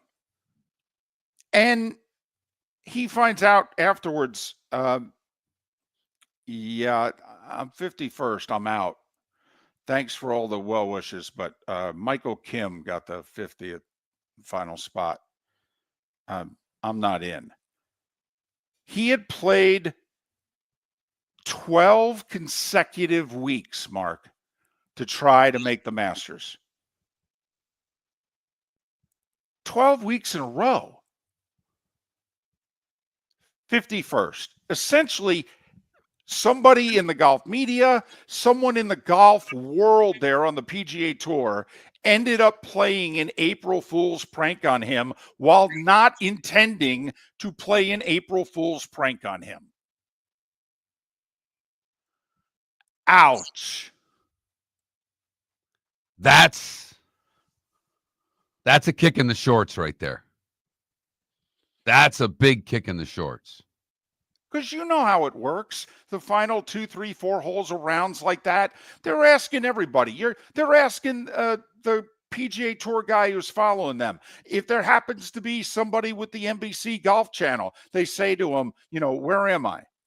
Okay, you know. Oh, well, now most of these tournaments, particularly when you get to those holes, David, you have gigantic scoreboards all over the place. Right. That they're at least their caddies paying attention, going, all right, we got to make a birdie here, or whatever the case may be. But 51st, huh? One short. Thank you, everyone, for the kind messages after yesterday's round. Unfortunately, the media was a bit misleading about a top 28 qualifying for me in the Masters. I played my best, and I moved up to 51 in the world golf rankings, fractionally missing.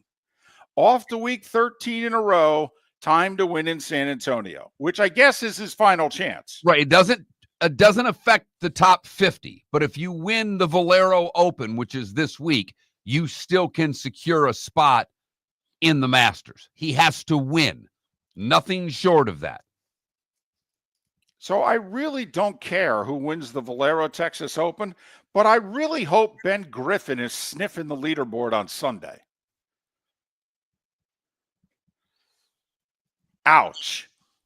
Would be a hell of an accomplishment because playing that many weeks in a row, not that golf is physically demanding, but it is mentally demanding. to play that many weeks in a row is just difficult. You don't see that many guys playing that often. Grinding it out, trying to make a buck. But we'll see. He shot 5 under on his final round.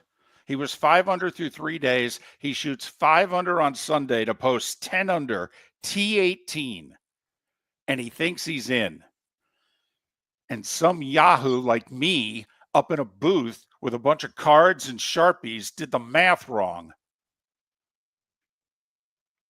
No, you're in. Oops. And it's not like Augusta's a place that's going to go, it's a great story, so we'll invite him. Right. Not a chance. Right. Close enough. What the heck? Okay, this year we'll go top 51. Hell, we're really feeling good. Let's go top 52. I don't even know who 52 is. Let's go. Guy's 28 years old, by the way. Ben Griffin. Turns 29 in about 5 weeks. Never played the Masters. And David, my guess is, unfortunately, probably never will. Ooh. Wow. That's a harsh poll question right there. I mean, you've grinded for 12 straight weeks. You've played some of the best golf of your life, and you've gotten to 51st. Good luck on cracking the top 50 and sustaining it for an entire season to get to Augusta. Now, one win gets you a 2-year exemption, but got to get that win. So good luck to Ben Griffin at the Valero Open. I hope he wins. I'm rooting for him. It's a great story if he can get in the Masters. If not, it's a tragic story of somebody in a booth screwing up and getting this guy to believe that he was playing at the Masters. Those damn spotters. You can't trust them. No, you cannot. Not a word they say. You can throw them. Nope. I mean, that's the wrong Brooks Koepka's girlfriend. By the way, that was not me. Trust me. My phone blew up with everybody thinking I gave that info to Joe. Trust me. I would not be working for Troy Aikman if I gave Joe that information about Koepka and Jenna Sims.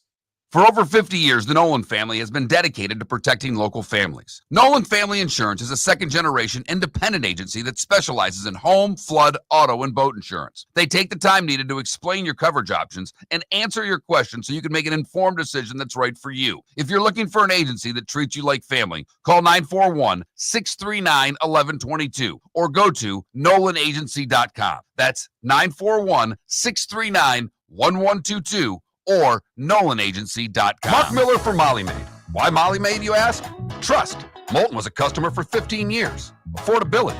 Didn't I just say Moulton was a customer for 15 years? Worry-free services. Our professional house cleaners are fully insured and a 24-hour warranty. Call Molly Maids today at 239-774-5839. That's 239-774-5839 or online at mollymaid.com/FTMYERS. That's mollymaid.com/FTMYERS. Basketball's heating up the hardwood. What a great time to stop in at the Floor Meisters and look at their hardwood. A large selection to choose from, including Mirage hardwood flooring. Floor Meisters has a look and style you want. Mirage wood is grown and made in Canada from the finest quality wood flooring you'll find. And while you're in, ask to see the Petite Enfant collection. 5 custom colors made only for the Floor Meisters. So good it has a 35-year warranty. Floor Meisters, 6281 Naples Boulevard, next to Costco, or floormeisters.com. American Paint Supplies, for nearly 30 years, is your one-stop shop for all your coating needs. If you are a designer, a contractor, a professional painter, or a weekend warrior, American Paint Supplies is the place where experts go to get expert solutions. At 6100 Shirley Street in Naples off of Pine Ridge, American Paint Supplies delivers the best solutions with the best products with the best support. Meet Gene and his team today at American Paint Supplies. Call 239-566-2700. That's 566-2700 or online at AmericanPaintSupplies.net. This is Miller and Moulton.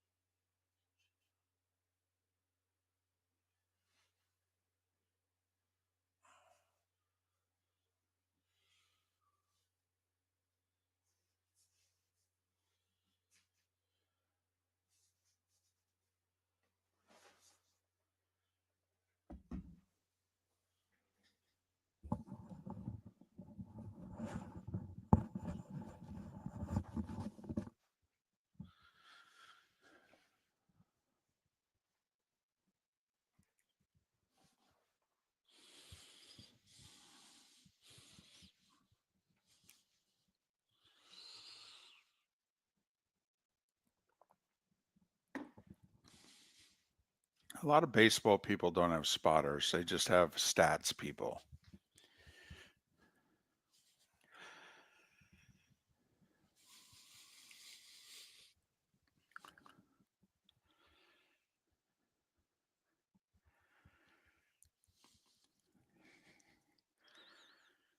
I don't think hockey uses spotters because the game's too fast. And the basketball play-by-play guys have spotters, but they use them probably as much for just stats and little things as anything else.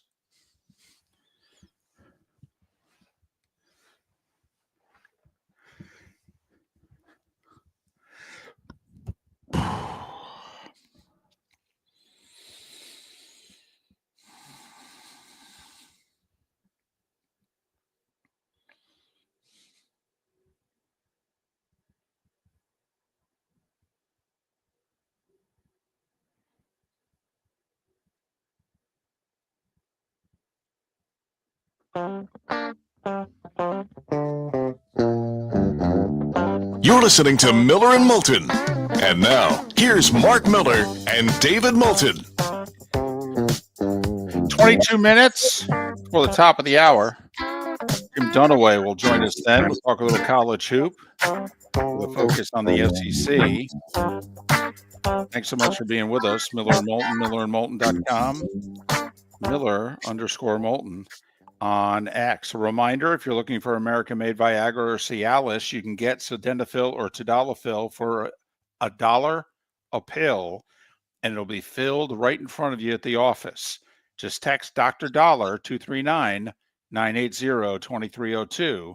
That's Dr. Dollar at 239-980-2302. I saw a story that intrigued me a little bit, David. And not so much because of where this story is, and we're used to sponsorships like this across the pond, but I'm wondering how people will feel about it when it comes to the States, because it will. La Liga, the first division of football in the Spanish League, right, is now going to be referred to as La Liga EA Sports. EA Sports signed a title sponsorship to La Liga. And it's coming here. And as I read the article, the first two names that they talked about were college conferences. And the Big 12 instantly came up. Well, their commissioner a year ago was open to the idea of it. And he was open to the getting money any way possible. Right. But EA signed a 5-year, $150 million deal to secure the Spanish Football League's naming rights. The Big 12 and the American Conference are looking at sponsorships similar to this. We going to be okay with State Farm's Big Ten football? I think the fan knows that the sport has been prostituted already and that it's all about the Benjamins. So I think most fans will be like, great, more money to go around. We should be better than the other guys. And it might be a way for the Big 12s and the Americans to generate a few more dollars before the big conferences see that they want it too. Well, what is it? Isn't it Capital One Bowl week, which lasts 3 weeks? Yes. So, I mean, in a way, we already have it, right? I mean, the NASCAR series has been renamed a few times, depending on the sponsor. Is it the series or the trophy that they're racing for? Well, I mean, is that just one and the same?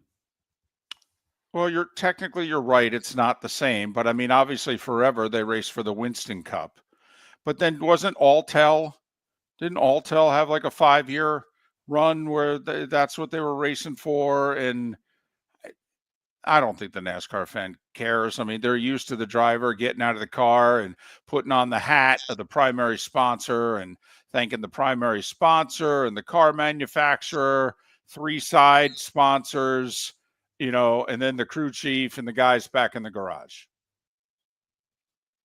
And NASCAR's always been the exception to the rule, though. They have never, the fan has never cared and has understood it from the get-go. But the other sports have never been as NASCAR. And I just found it interesting because it's another way to generate revenue. I would think pretty big revenue. Okay, if La Liga's $30 million a year, they sold off naming rights for $30 million a year. Could the NHL get that? I mean, worldwide, La Liga's bigger. But obviously in this North America, the NHL's bigger. I mean, we've got 32 teams. They're threatening to make it 34, 36, whatever they're threatening of doing. I'm thinking if you're the NHL and you do something like this, every team's got to get a 7-figure check out of the deal. Absolutely. I mean, if it's the NHL, presented by MasterCard? Right. I mean, and by the way, is that enough if you're a MasterCard? I mean, even if you get Turner and you get ABC, ESPN, and you get Sportsnet north of the border, is that enough? Do you think, or does MasterCard need to be before NHL? I think it would be the NHL presented by MasterCard. I think this is the way it would go. And I think that would be enough. So that's enough for every broadcast, local, national. All right, because the league sends out the memo and says, just so you know, from now on, okay, NHL hockey is the NHL presented by MasterCard hockey.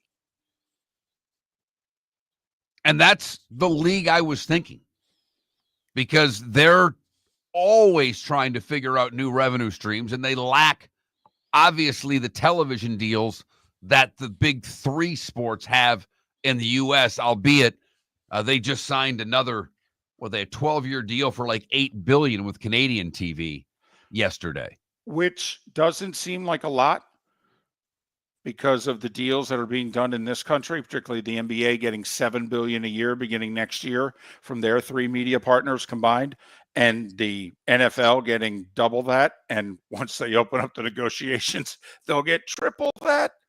But for the NHL to show you how good times are business-wise, the $8 billion over 12 years is double the last deal.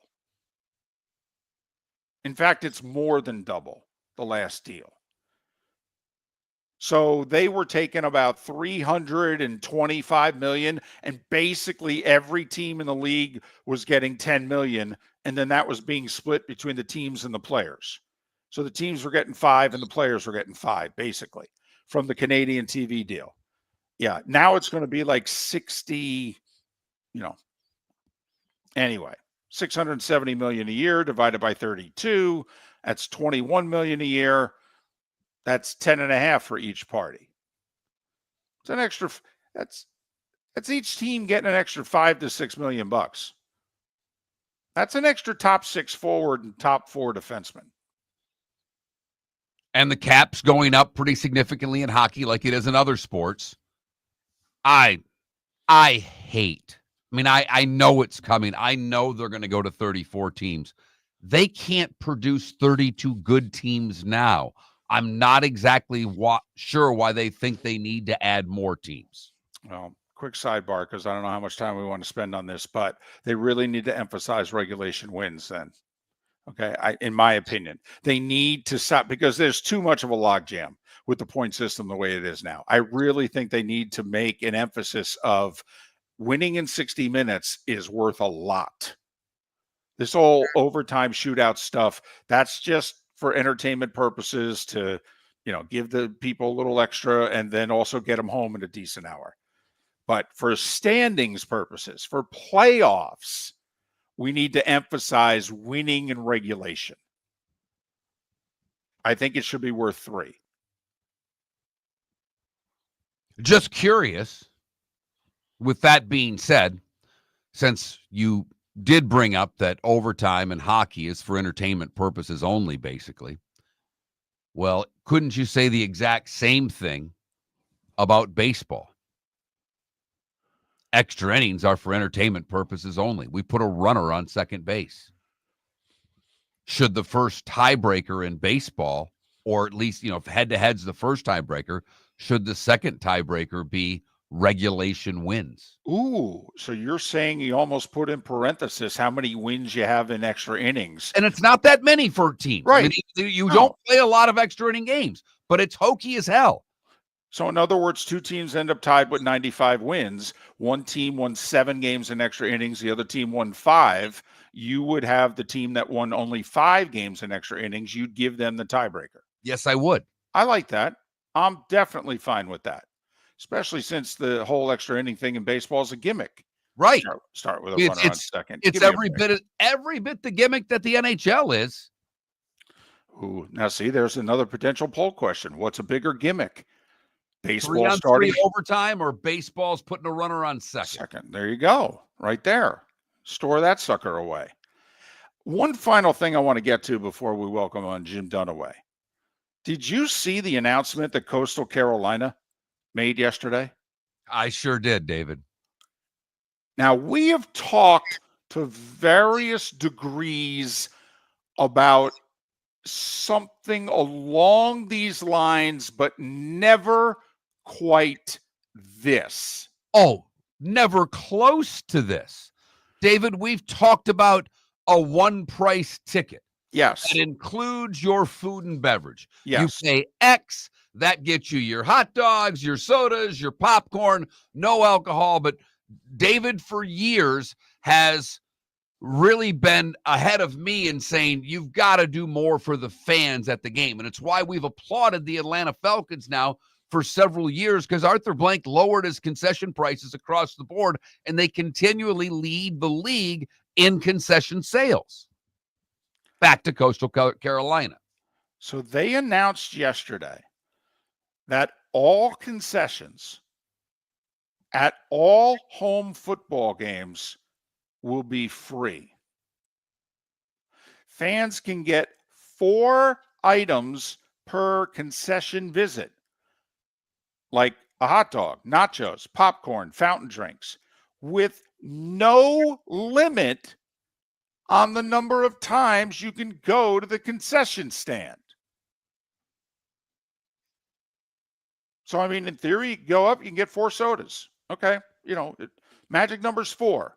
What do you want? I want this, this, this, and this. Here you go. Boom, boom, boom, boom, boom. Thank you. Next. This is the opposite of Spalding. He'll get everything and like it. So, obviously, they've got trouble getting people to go to their games, right? Yes, they do.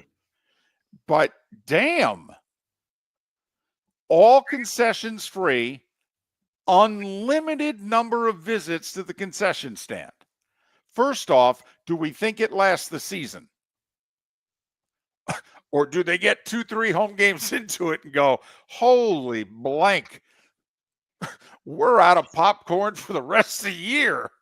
Well, the one thing that I was thinking about with this, believe it or not, because, for instance, when I worked for the minor league hockey team here in the arena, and I believe that they still do this, the concession workers are mainly comprised of groups who are trying to raise money for whatever it may be. Their cheerleading team, their travel this, church groups, whatever the case may be. All kinds of groups come and work, and they get to raise money for their cause, whatever it may be. Yep.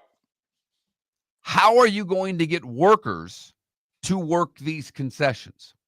And David, when you start giving things away for free, a certain type of person then comes to the concession stand. And they are not as I don't believe will be as nice as a paying customer.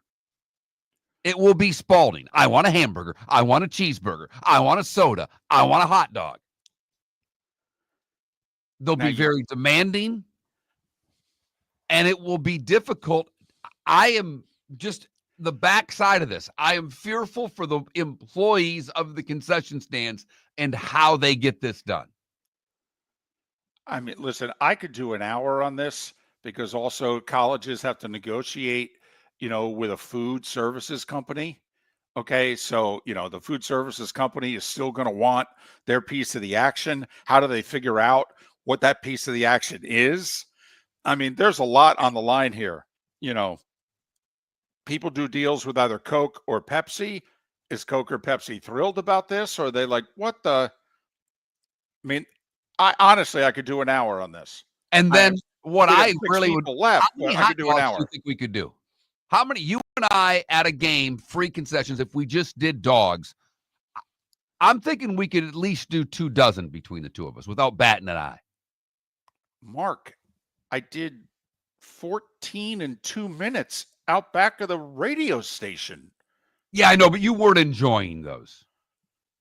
Well, who said anything about enjoying them? You just asked what number could I get to. I mean, Mark, 4 quarters, a 20-minute halftime with a band? Are you serious? This is 3 hours and 40 minutes. You're asking me how many hot dogs could I eat in 3 hours and 40 minutes? Over under 43.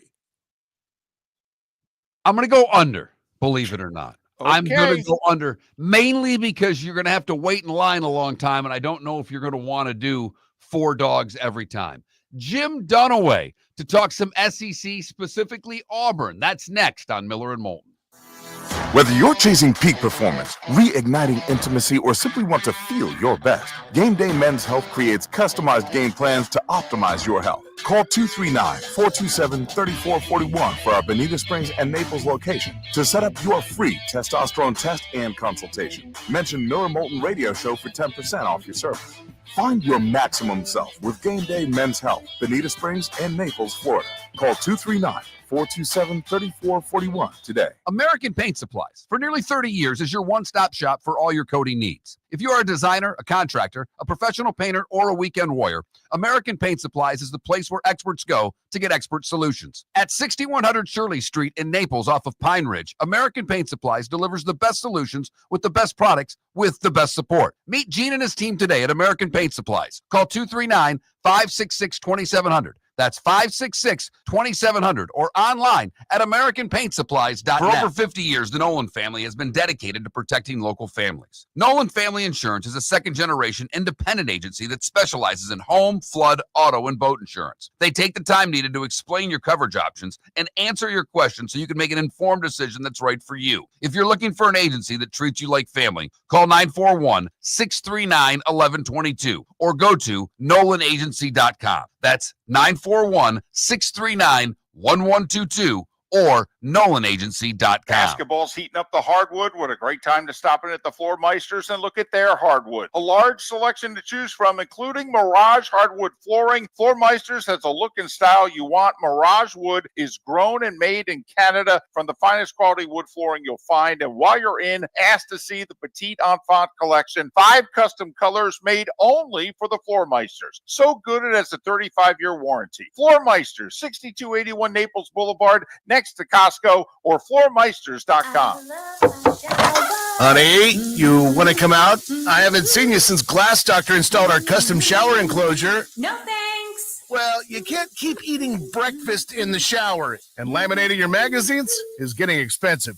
You remember we have guests coming over tonight, right? Oh, I'm sure they'd love to see the shower. It's our neighbors, and I highly doubt they want to be hanging out in our bathroom. The shower is so good, you'll never want to leave. Visit glassdoctor.com today and schedule an appointment online. Is snoring bothering your spouse? Would you like to sleep in the same bed again? Do you know that snoring can affect your sleep cycle and cause lower testosterone levels? At Sleep Treatment Direct, we have easy solutions. We have a simple laser procedure that can improve snoring in 10 minutes. If you would like to get back in the same bed or are looking for a natural way to treat low testosterone, give us a call at 239-444-1741. That's 239-444-1741. Or go to sleeptreatmentdirect.com. That's sleeptreatmentdirect.com. Sleep Treatment Direct. Sleep safe and sound. This is Miller and Moulton.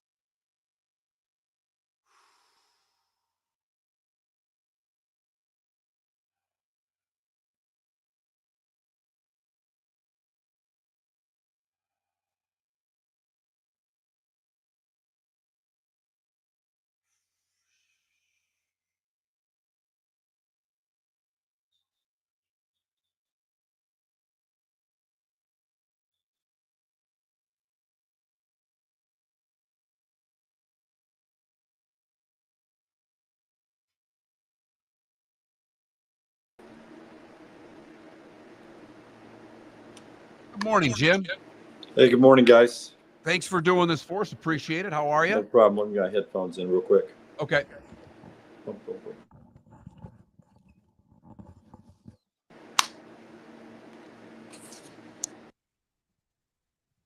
Give me a mic check if you can.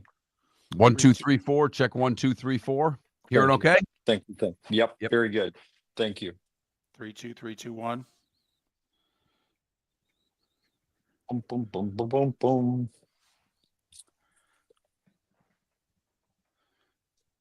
You going to San Antonio? We are sending a crew. I just came from 13 days off with Alabama. So Taylor Korn, who does the other half of the basketball show podcast that we do up here with me, is going. She's been mainly with Auburn all year long. I've gone back and forth with both, but mainly with Alabama. And then we're sending a photographer with her. And I think that's it. We may reevaluate if they went on Saturday, and I may jump out there on Monday. Makes sense. What about you guys? Y'all heading out? No. No. Unfortunately, no. Oh, I know. We do our traveling during football season. Yeah, we used to too. It changed a little bit when Nate and Bruce got it going good. I guess it changed in 2019 a little bit when we were at Jocks. We put together enough money to go up there for the Final Four. And then when we started this, coming out of the pandemic, we've traveled with them to the SEC and then NCAA tournaments wherever they've gone, both teams. So we've been lucky.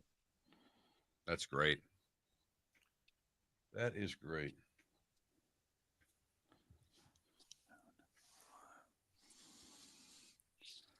We got a second. I'm going to flip this around a little bit. Yes. Go ahead.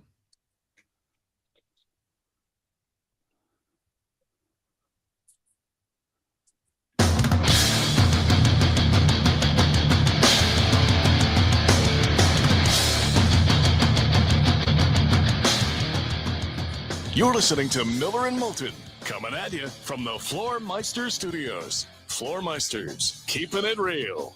And now, here's Mark Miller and David Moulton. Top of the morning to you, halfway home in the 239 and the 904, final hour of the show in Lake City, Live Oak, Port Charlotte, Venice, and surrounding areas. Miller and Moulton, millerandmoulton.com, Miller_Moulton on X. Thrilled to be joined by a Hall of Fame sportscaster in the heart of the South. From Birmingham, Alabama, Jim Dunaway, whether it's football or basketball, these days co-hosting the basketball show, always co-hosting Next Round Live. You can follow Jim on X at Jim Dunaway, Dunaway. Jim, it is David and Mark. Thanks for doing this. Good morning. How are you? Fantastic. Just sitting here in our studios, ready to go with another show today, talking about basketball in the middle of spring football, which is sacrilege here in the state of Alabama back in the day. But now with Nate Oates and Tuscaloosa, and of course what Bruce Pearl has done with 2 Final Fours in 5 tournaments, we've got a ton of basketball fans here now. And ironically, we've seen our numbers equal football season. And I've done this for 30 years now.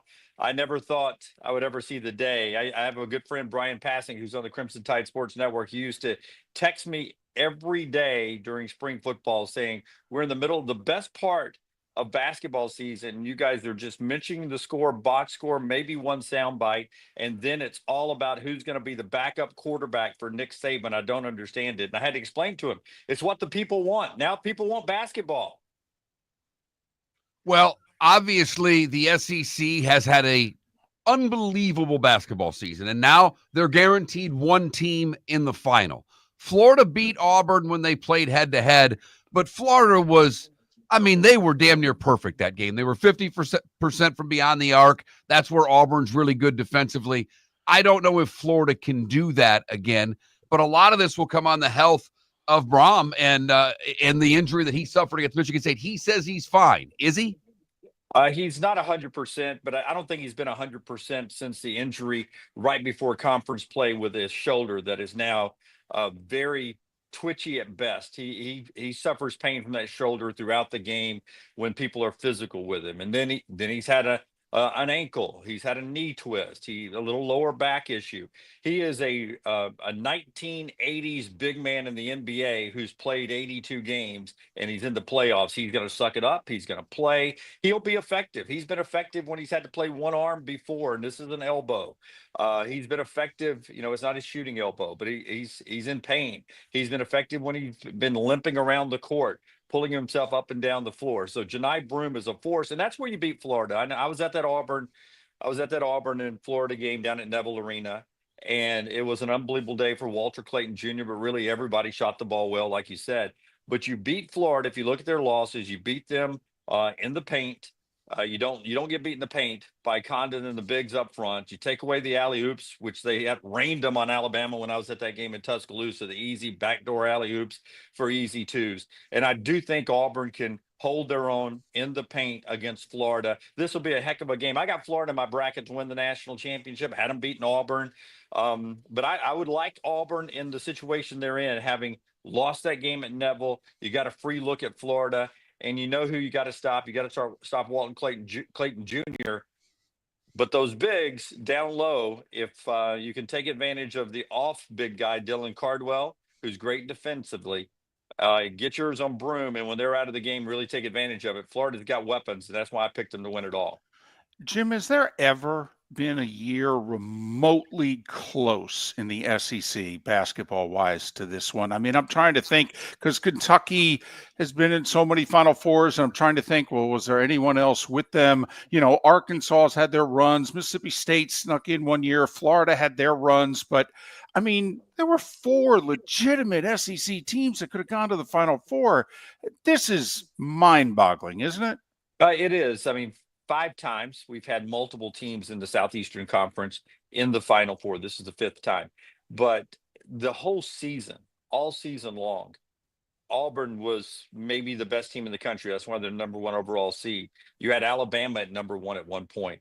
Going into the tournament in Nashville and coming out of that tournament, everybody said Florida's the team to beat. I don't know the breakdown in bracketology, but you take out the main street name of Duke, I would imagine the most other brackets picked was Florida to win the national championship. So that's 3 teams at one point or the other in the season that was considered the best team in college basketball this year. And this is a historic year metrics wise, where Ken Palm will tell you that these 4 teams in the Final Four are 10 of the best teams in the history of college basketball, or at least this century, since he's been doing all the metrics. So it's been crazy. And from January 4th, when we started off the SEC part of this season, it has been an amazing night of television. Whether you played on a Tuesday, Wednesday, or Saturday, you've been able to kick back and see not just one good game, but a series of good games. And it really started in November and December when you just started beating all the good teams in the country. That's when it was really like, look, for instance, Duke, one of their losses, the Kentucky Wildcats, who I hate to say it, really good basketball team, but in this SEC, they're closer to middle of the pack than they are the top, and they beat that Duke team. Now Duke has bounced back. They whipped Alabama the other night, and it wasn't even close. But this SEC has been something special. It's one we'll talk about forever, and I don't know how far it's going away, guys, because it's it's a money's game out there, and the SEC has a ton of money that there are some big basketball boosters that are willing to contribute to keep basketball good. And I don't know about you guys, it's a lot easier in my head to watch the transformation of a basketball roster than it is this football roster. I don't know how you continue to pay 85 guys. It seems a lot easier to pay 10 or 11.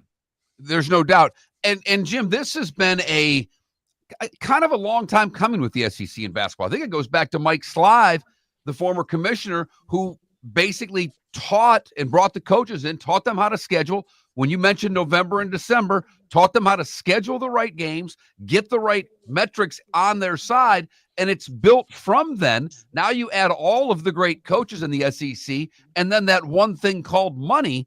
This has been a slow climb, and now everything has kind of reached a pinnacle for the conference, hasn't it? Yeah, and I remember sort of when that all started to happen, because the SEC office is here in Birmingham, where we do originate our show from. And I can't remember the year Mark Gottfried and the exact record, but they were like 23-7 or 24-6 and didn't make the tournament out of the SEC because their schedule was a flat zero. And there just wasn't enough quality wins in the SEC to lift them up. And that number may be high. It may have been 22-7, something like that. But they were more than 20 wins and not even close to being in the NCAA tournament.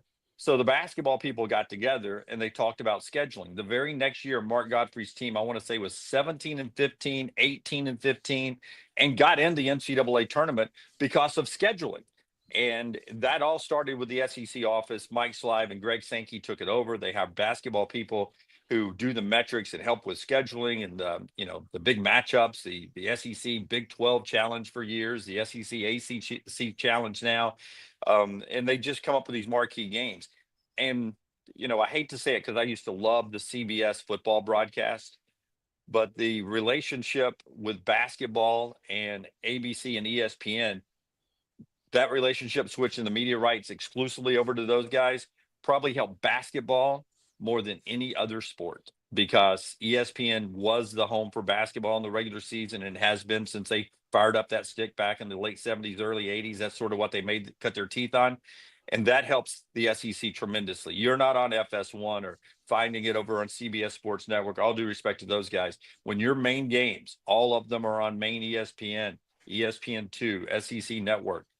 The Alabama-Auburn, both their games, they got Duke, North Carolina treatment all year long. And there's been other games like that all season long. That's huge for the conference, and the committee people see that. And got Duke, North Carolina ratings too, not just treatment, but Duke, North Carolina ratings, which I think was an eye opener for many. Jim Dunaway, kind enough to join us here on Miller and Moulton. All right. Do you think it turned out to be an advantage that Auburn kind of stumbled there at late in the regular season? Because otherwise it's tough to maintain. We all know that in any sport. And also then it gave Coach Pearl something that he could kind of create some angst going back at the media with, but also we could look at his team and go, guys, our next loss is our last, Yeah. And that's exactly right. My old buddy, Nick Saban, what is he doing these days? He would always say, don't waste a loss. Don't waste a loss. And Auburn, that Texas A&M right after they clinched the SEC was a hangover game, and you just can't go in and play Buzz and those guys in College Station and sleepwalk through it. And then the other losses, including the one to Alabama on senior day at home, that was probably the one that woke everybody up. And that was just a heck of a basketball game. Alabama, like Florida, played nearly perfect.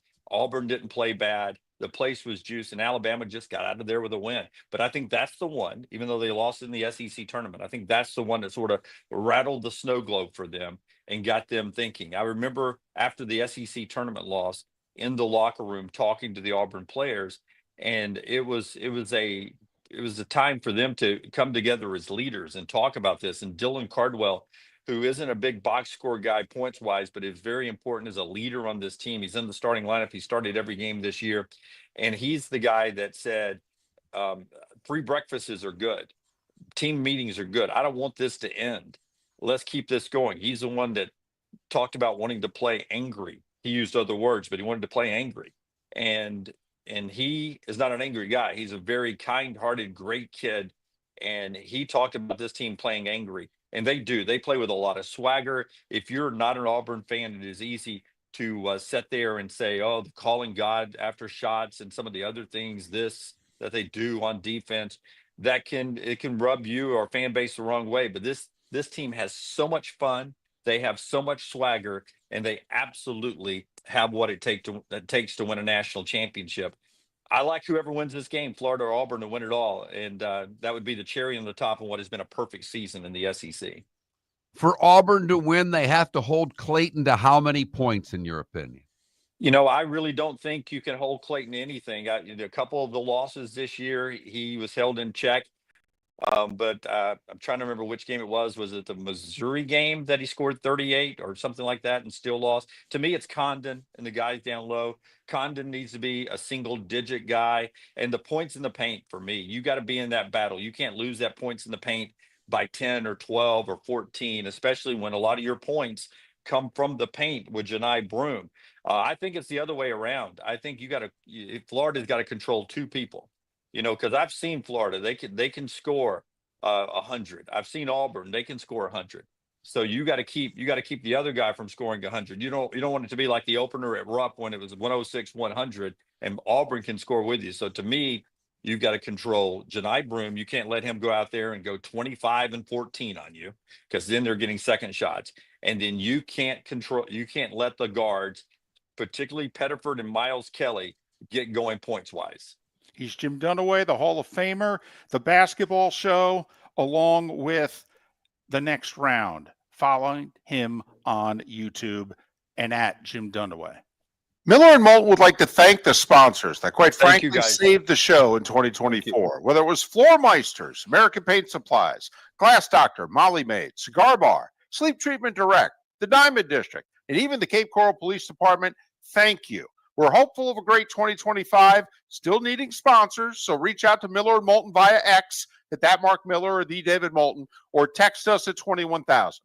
But Miller and Moulton says thank you to our sponsors and to you, our loyal listeners. Defining a new era in men's health. Get stronger and healthier at Game Day Men's Health. With our in-house laboratory, get in, get treated, and get back to your passion and purpose. Call 239-427-3441 for our Bonita Springs or Naples location to set up your free testosterone test and consultation. Mention Miller Moulton Radio Show for a 10% discount on your service. Start living your best with Game Day Men's Health, Bonita Springs and Naples. Call 239-427-3441 today. American Paint Supplies, for nearly 30 years, is your one-stop shop for all your coating needs. If you are a designer, a contractor, a professional painter, or a weekend warrior, American Paint Supplies is the place where experts go to get expert solutions. At 6100 Shirley Street in Naples off of Pine Ridge, American Paint Supplies delivers the best solutions with the best products with the best support. Meet Gene and his team today at American Paint Supplies. Call 239-566-2700. That's 566-2700 or online at AmericanPaintSupplies.net. Basketball's heating up the hardwood. What a great time to stop in at the Floor Meisters and look at their hardwood. A large selection to choose from, including Mirage hardwood flooring. Floor Meisters has a look and style you want. Mirage wood is grown and made in Canada from the finest quality wood flooring you'll find. And while you're in, ask to see the Petite Enfant collection. 5 custom colors made only for the Floor Meisters. So good it has a 35-year warranty. Floor Meisters, 6281 Naples Boulevard,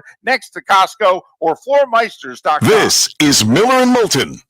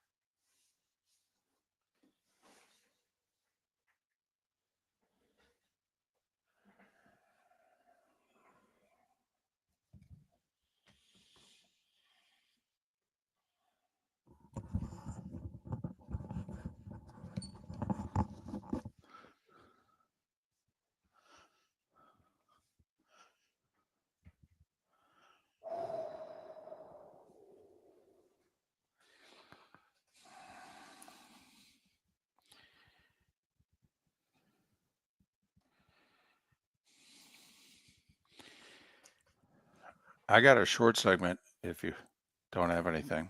All right.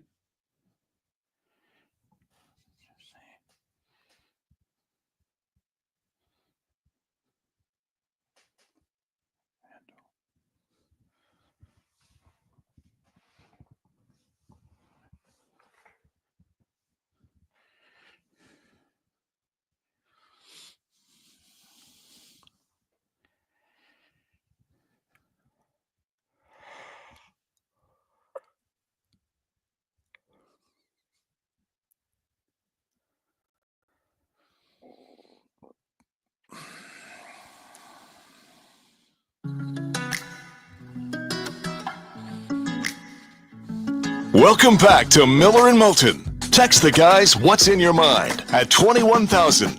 That's 21000. And now, here's David Moulton.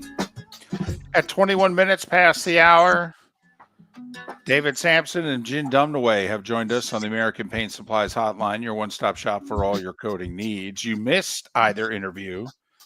At some point, go to millerandmoulton.com and download what you missed. Not now. I mean, we're still doing the show, but just telling you where you can go. A over-under came out yesterday, and it wasn't baseball. It was college football. Okay. I'm interested. FanDuel came out with their SEC over-under win totals. First off, how many teams have a double-digit 10 or more over-under win total in the SEC? In the SEC double-digit win totals, I would think that I'm going to go 3. 0. What? Exactly. Now, remember, it's just regular season. I don't think the SEC title game counts. No, it doesn't. So FanDuel is saying 12-game regular season. If anybody can get to 10, that's an over. 10-2 is an over. Whether Georgia, Texas, Tennessee, Alabama, all with 9.5 as their over-under. Georgia, Texas, Tennessee, Alabama. Now, to review, didn't Alabama and Tennessee both go 9-3 last year? Yep. That's why, Alabama missed the playoff, right? The wrong 9-3? Exactly. Now, did Tennessee go 9-3 or were they 10-2? No, Tennessee was 10-2 because they made the playoff. Okay. So Georgia, Texas, Tennessee, Alabama, all with over-unders, according to FanDuel, of 9.5. Now, the next question I have, what do you think the Gators over-under is? By the way, schedule every bit as hard as what last year's looked like on paper preseason. Now, it turned out not to be as hard, but it was still really hard. And they deserve a lot of credit for what they did down the stretch last year. A lot of credit. But Mark, the Florida Gators over-under, according to FanDuel, is 7.5. Lower. 6.5 then. Doesn't that seem a win too low? And that's where I was when you proposed the question, I damn near guessed 6.5, and I'm like, it can't be that low. It's got to be a game better than that. The Gators and Oklahoma each have an over-under of 6.5. Now, this is where I believe you should check out some schedules, because you've got unbalanced scheduling in the SEC, but also which schools didn't schedule anybody non-conference.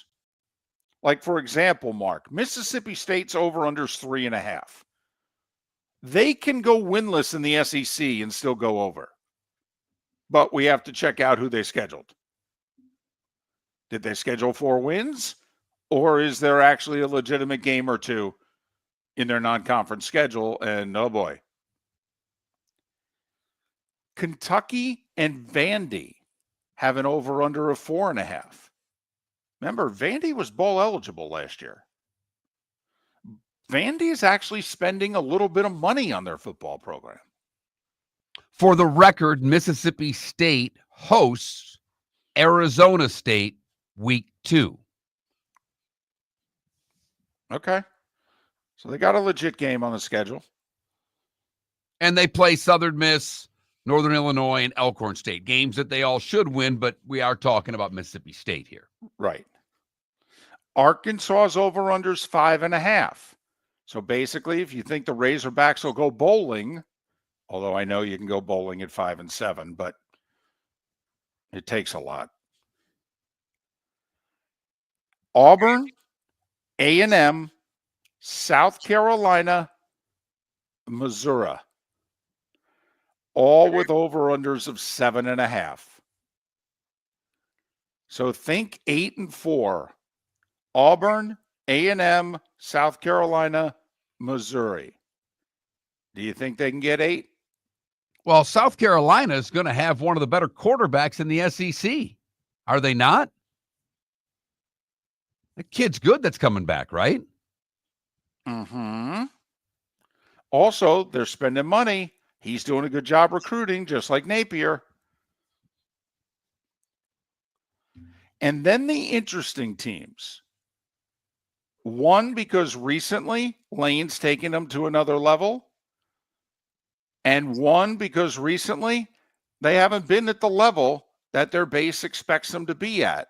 But supposedly they've made some changes this offseason. And they have a returning quarterback. LSU and Ole Miss have over-unders of 8.5. But nobody, according to FanDuel, now obviously, everybody, all these services can come out with their own lists. But you figure they're all going to be within a half a game of each other, right? Absolutely. So no SEC football team with a double-digit over-under. Now, obviously, one of these schools is going to go 10-2 or better.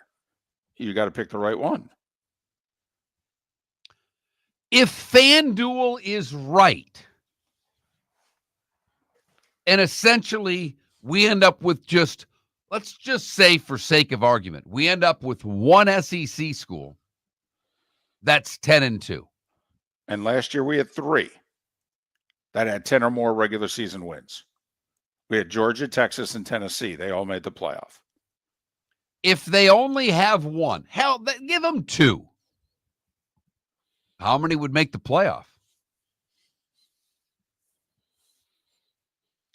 Because after last year with SMU and Indiana both losing,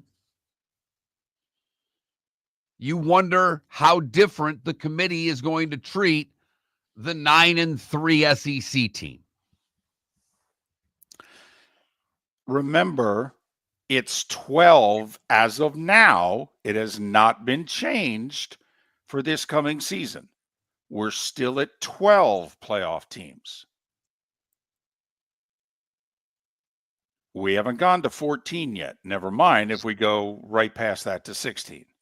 Which I believe that we will. I don't think we stop at 14. Remember, teams 13 and 14 last year were Miami and Alabama. And I don't believe that they're going to go from 12 to 14 and then 16. I think they're going directly from 12 to 16. I think that's what both Sankey and Petiti want, and the concessions that I think they'll make to the SEC and the Big 12 will be enough to get the votes necessary to take this to 16 teams. So a lot of pressure in Gainesville and Norman. I mean, they are. There's a lot of pressure. The guy in Norman's had 1 good year out of 3. The guy in Gainesville's had 1 good month out of 36. Gators can't go backwards, or the fan base is going to be like, yeah, just when we believed in them, we were wrong. Let's get somebody else. And the Gators' schedule's every bit as difficult this year as it was a year ago. I mean, just flip the locations. So, a huge year for both of those schools, especially for the Gators. And their over-under, according to FanDuel, is 6.5. I mean, do you think either one of those fan bases is going to be happy with 7-5? Hell no. Even though that technically would be an over? For over 50 years, the Nolan family has been dedicated to protecting local families. Nolan Family Insurance is a second-generation independent agency that specializes in home, flood, auto, and boat insurance. They take the time needed to explain your coverage options and answer your questions so you can make an informed decision that's right for you. If you're looking for an agency that treats you like family, call 941-639-1122 or go to nolanagency.com. That's 941-639-1122. or nolanagency.com. You have a sleep problem but don't want to wear a CPAP mask? This is Mark Miller for Sleep Treatment Direct. The mask wasn't working for me, and I didn't think I had an alternative. I do. We all do. They have such simple alternatives with greater success than the mask. Visit sleeptreatmentdirect.com. That's sleeptreatmentdirect.com. And if you are like me and your CPAP machine isn't working for you, it's time for a change. Call 239-444-1741. That's 239-444-1741. Sleep Treatment Direct. Sleep safe and sound. American Paint Supplies, for nearly 30 years, is your one-stop shop for all your coating needs. If you are a designer, a contractor, a professional painter, or a weekend warrior, American Paint Supplies is the place where experts go to get expert solutions. At 6100 Shirley Street in Naples off of Pine Ridge, American Paint Supplies delivers the best solutions with the best products with the best support. Meet Gene and his team today at American Paint Supplies. Call 239-566-2700. That's 566-2700 or online at AmericanPaintSupplies.net. Mark Miller for Molly Maid. Why Molly Maid, you ask? Trust. Moulton was a customer for 15 years. Affordability. Didn't I just say Moulton was a customer for 15 years? Worry-free services. Our professional house cleaners are fully insured and a 24-hour warranty. Call Molly Maids today at 239-774-5839. That's 239-774-5839 or online at mollymaid.com/FTMYERS. That's mollymaid.com/FTMYERS. This is Miller and Moulton.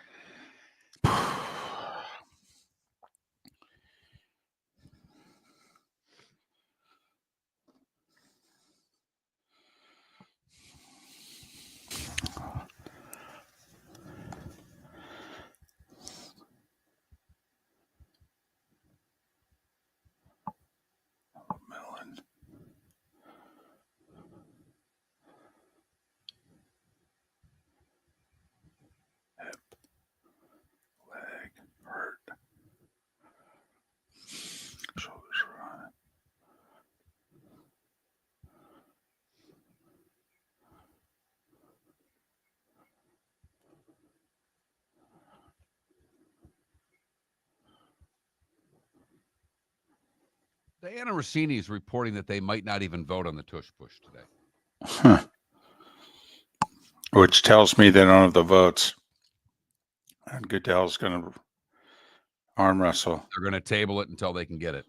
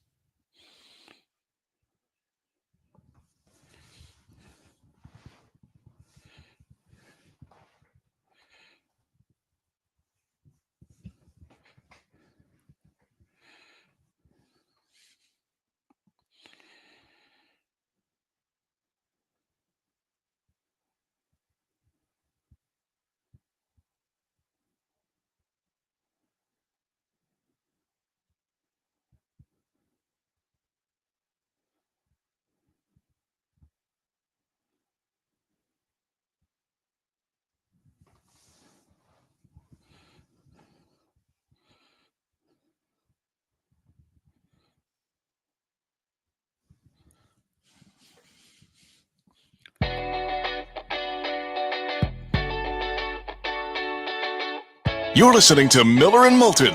And now, here's Mark Miller and David Moulton. 22 minutes till the top of the hour, the bonus hour of Miller and Moulton. Thanks so much for being with us. MillerandMoulton.com, Miller_Moulton on X. It's April Fool's Day. Are you going to pull a prank on somebody today? That's our poll question. Yes or no? I'm not good at them. That's why I'm not going to pull a prank. Plus, I don't have a lot of people in and around me on a daily basis. And if I alienate the few people that are around me on a daily basis, my life could get difficult. I need to keep the peace right now. I run into like 3 people on a regular basis. I just need to, between now and football season, I feel as if I can't pull many pranks. Fair enough. I mean, if you've got 12, 14, 15 people that you regularly run into, you can honk one of them off. I suppose I've always tried to keep the pranks on April Fool's Day within the family. Okay. I typically go for getting the daughter to try to prank the wife. Wife knows it's my responsibility, and I'm the one that set this all up, but I don't get the same type of anger because the daughter did it. Like, there's a part of me, I may go crazy today. I may put like an empty bag of chips back in the thing with the clip on top of it and see whether or not I can get her. I don't want to, half unscrew a lid though, because there's a very good chance there's going to be a mess. Whether we're talking salt, pepper, fluids, I mean, there's a very good chance of something going flying. So I think I'm just, going to stay away from it today. Fair enough. Most of you are staying away from it as well. 26% of you say yes, it's fun. 74% of you say no, it's lame. Will you attempt to pull off an April Fool's Day prank today? Go to that Mark Miller, the David Moulton, Miller_Moulton on X to vote. So we talk about this in other sports. It very rarely comes up in the NFL. Realignment. I guess we're just happy with the NFL. We're just, we're okay with it, even though some of the teams in certain divisions don't make any sense. But, we seem okay with it. So, Mark, somebody sat down recently and said, okay, if we did divisions strictly by geography, which is the talk that's what baseball is going to do when they add the 2 expansion teams here in a half a dozen years. That they are then teams are going to end up flipping leagues.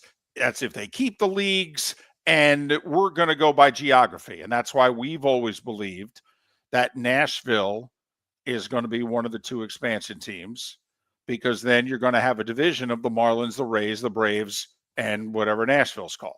Boom, there you go. That's your 4-team division. Next. Okay. Strictly by geography, he called this division the Pacific. It's the 3 California teams in Seattle: Niners, Rams, Chargers, Seahawks. He then called this division Big Sky. It's basically Mountain Time Zone. Raiders, Cardinals, Broncos, Chiefs. So you keep 3 of the 4 AFC West teams together, you lose the Chargers. That is a wild division time zone wise, because don't you have basically everybody in their own time zone? You have the Chiefs in the Central Time Zone. You have Denver in the Mountain Time Zone, Vegas in the Pacific, and Arizona, which plays the game that they're in different time zones because they don't do daylight savings, right? I thought they made a choice, and I forget which one they chose. Okay, so I thought it was Mountain. I thought they made a choice a couple of years ago, and they just do Mountain, but I could be wrong on that. Okay.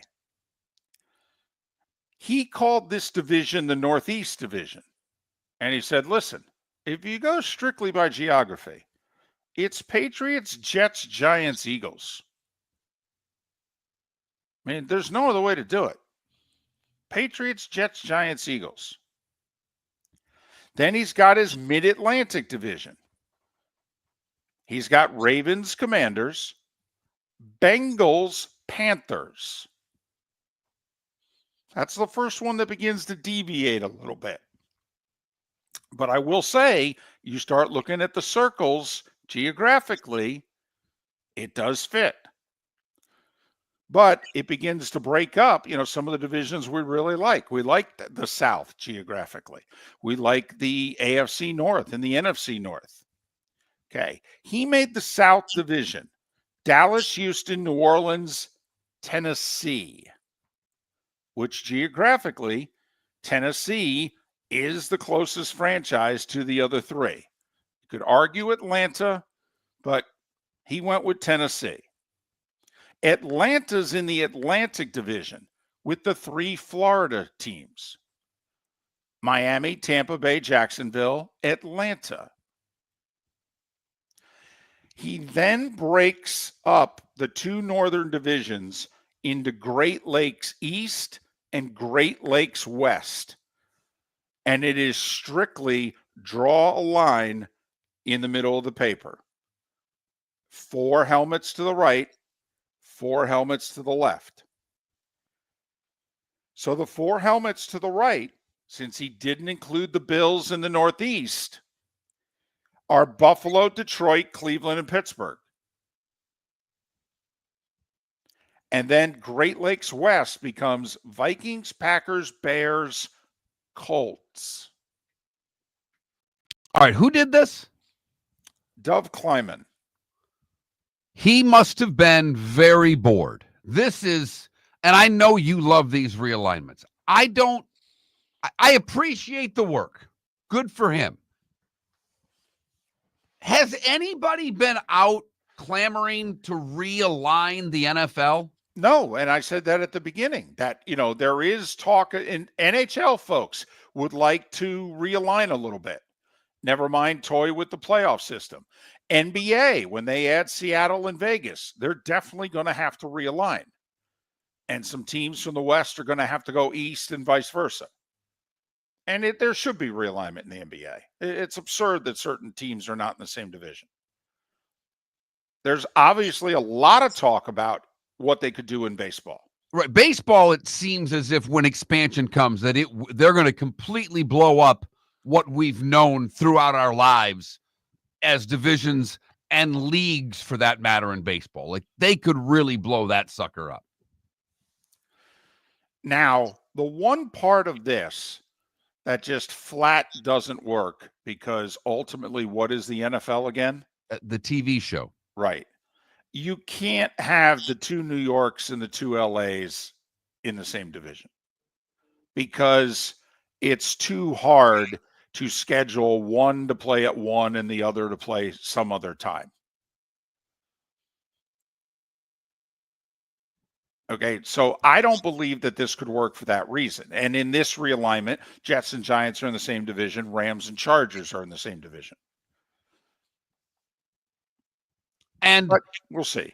The owners would be the ones to make this change, and the owner that carries the most weight these days is the guy in Dallas, and I can't see there ever being a time in which the Cowboys would damn near allow this to happen. Well, this would never happen. Ever happen. I mean, there's no way you could get any of the four teams in the NFC North to ever agree to break that division up in any way, shape, or form. I mean, it was an odd fit when they jammed Tampa Bay in that division, in the NFC Central, and we're all going, well, this is weird. Well, why are we doing this? Can't we just do some proper realignment here? I mean, this is stupid. But, I mean, we're not breaking up the Vikings and the Lions and the Packers and the Bears. It's not happening. But, somebody just literally took a look at the map and said, all right, if you're going to do it by geography, this is what it would look like. I am curious about fans of the Dolphins, Jags, and Bucks. Obviously, you've never been in the same divisions. You've never been close. Would you want to be? I mean, if you're the Dolphins, are you married to the Jets and the Bills and the Patriots? Because obviously, you're the outsider. It's funny when you brought up the NFC North, David. I think there's three teams you could never change. If you threw the Lions out of that division for the Colts, would anybody in Green Bay, Minneapolis, or Chicago care? Because the Lions have been a doormat for so long. The rivalries are between those three teams. They're not.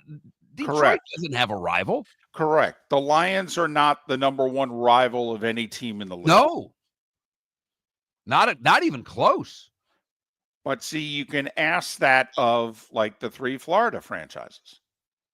Do you think the Bucks are the number one rival of the Saints, Falcons, or Panthers? Because they're clearly not of the Saints and Falcons because they hate each other. Yeah, the Panthers in Tampa, and we've talked about this ever since the cheerleaders got in a fight a dozen or so years ago. Right. That's a healthy little rivalry. There is some angst there. There is. But so much angst that you couldn't break it up? I don't think anybody lose any sleep over to the Bucks and Panthers not playing twice a year. No, I don't. Let me ask you, are the Jags the number one rival of any other team in their division? No. I know that they think they have maybe Tennessee. Yeah, and there's some history there. Now, to the Jags, the Titans are their number one rival. Right. But to the Titans, see, I would argue the Titans look at the Colts as a bigger rival, having to get through Peyton all those years.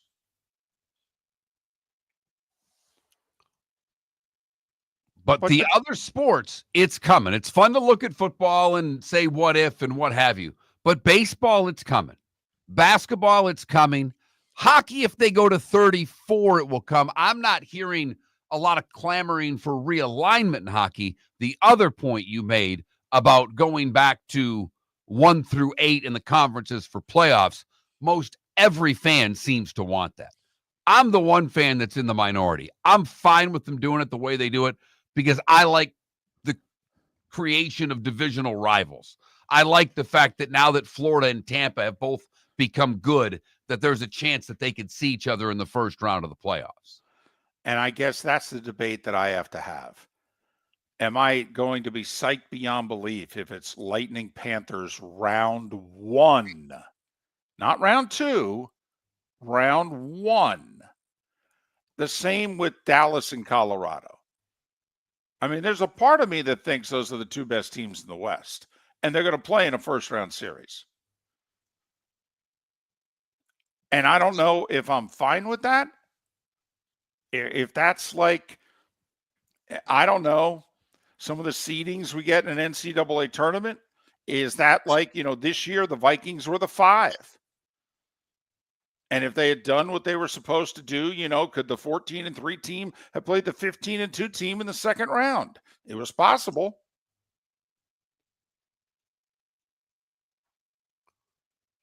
But I think you make rivalries in all sports not named football in the playoffs. Football rivalries are divisional rivalries. They are. There are other ones that have extended because two teams are great for long periods of time. Like right now, the Chiefs and the Bills have a rivalry. Are the Dolphins the number one rival of any of their division opponents? Do you think the Dolphins are the number one rival of the Patriots? No. Do you think they're the number one rival of the Bills? There was a time, but it's arguably been 30 years. Now, do we think the Jets and the Dolphins are each other's biggest rival? I do. I could be wrong. Would love Dolphin to tell me what they think. 21,000 is the text line. Obviously, if you're twitch.tv, so that's Miller and Moulton, or youtube.com/Miller and Moulton, you can simply just type it and we see it in real time. Now, I think to Dolphin, the Jets are the biggest rival, but I'd be curious what Jets fan thinks. Are the Dolphins essentially the Lions, Mark, where the Lions are not the number one rival of either the Vikings, Bears, or Packers? And does that also fit the Dolphins? Just like we think it fits the Jags. Just like it might fit the Bucs, although we think the Carolina-Tampa thing Tampa could be Carolina's biggest rival. And I think Carolina might agree on that one. Miller and Moulton. Miss any of the show, go to millerandmoulton.com or any of the usual suspects to download the podcast. The bonus hour.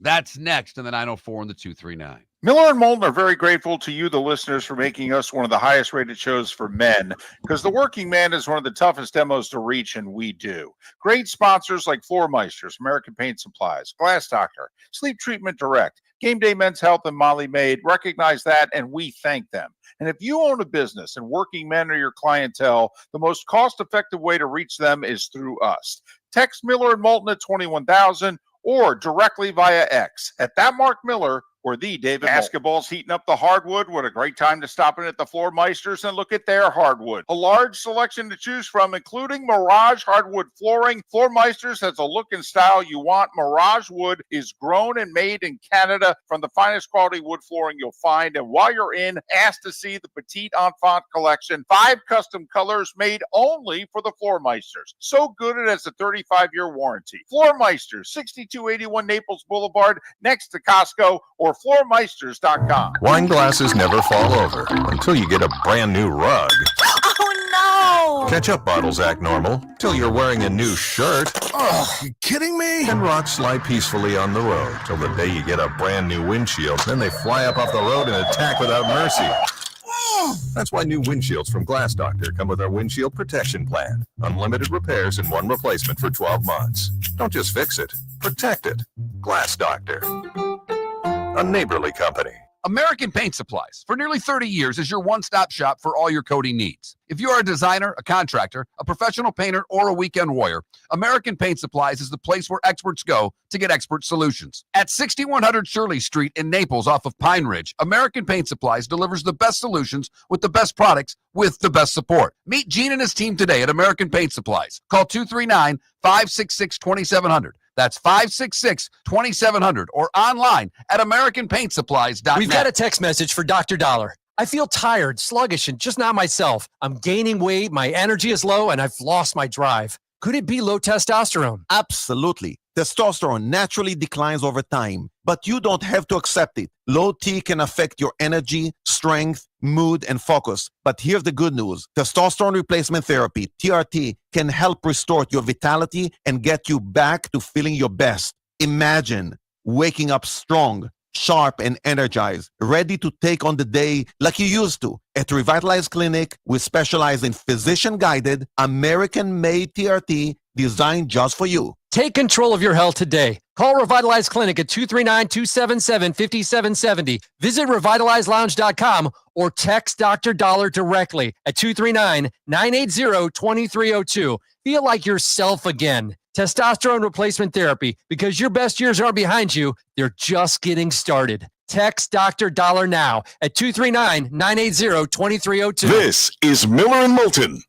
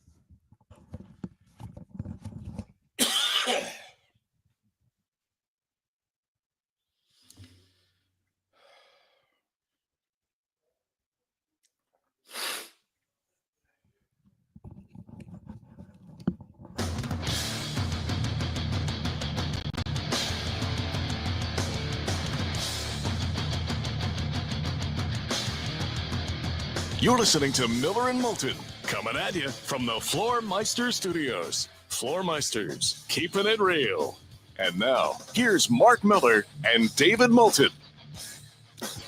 It is the bonus hour, Miller and Moulton, on this Tuesday, the first day of April. So that makes it April Fool's Day if, in fact, you want to participate. And our poll question is, will you participate? Will you pull a prank in some way, shape, or form on this April Fool's Day? Yay or nay? What's it about? 70-30 nay? That's it. Maybe a little more than that. Okay. People don't like 75-25, actually. That seems about right. Yeah, I think so. I mean, let's face it, we've lost our sense of humor as a nation. So I could see us pulling less pranks on each other. That would be fun, though, if you were, in a house of 2 Democrats or a house of 2 Republicans to come in and completely have switched. So what do? You go and you have like a voter registration thing and you just leave it on the table? Well, I mean, if you're a Democrat, you go get a mega hat and you sit down at dinner across from your wife and put it on and see what happens. That's probably too obvious, though. I know. I know. But, I'm just based on your statement, having a little fun. Yep. But I'm all for it. I'm all for us having more fun. I'm all for us laughing at ourselves a little bit more. Goodness knows we need it. So. The NFL owners meetings are going on. Diana Rossini posted on X about 20 minutes ago that the tush-push vote may not happen today. That it may be tabled for later. And Mark, what does that mean? They don't have the votes, David. To do what? Raj doesn't have the votes to ban the tush-push. Right. They don't have the votes to ban it. Also, somebody reported something about the language is too vague. How could the language be vague? Can't they just go back to the original rule and say you cannot push another player? Another offensive player cannot push the ball carrier forward. Yeah, you can't assist the runner, period. That's it. Whether it's, the tush-push play or 5 yards down the field when the running back gets stood up and 2 linemen block him down 5 more yards for a first down.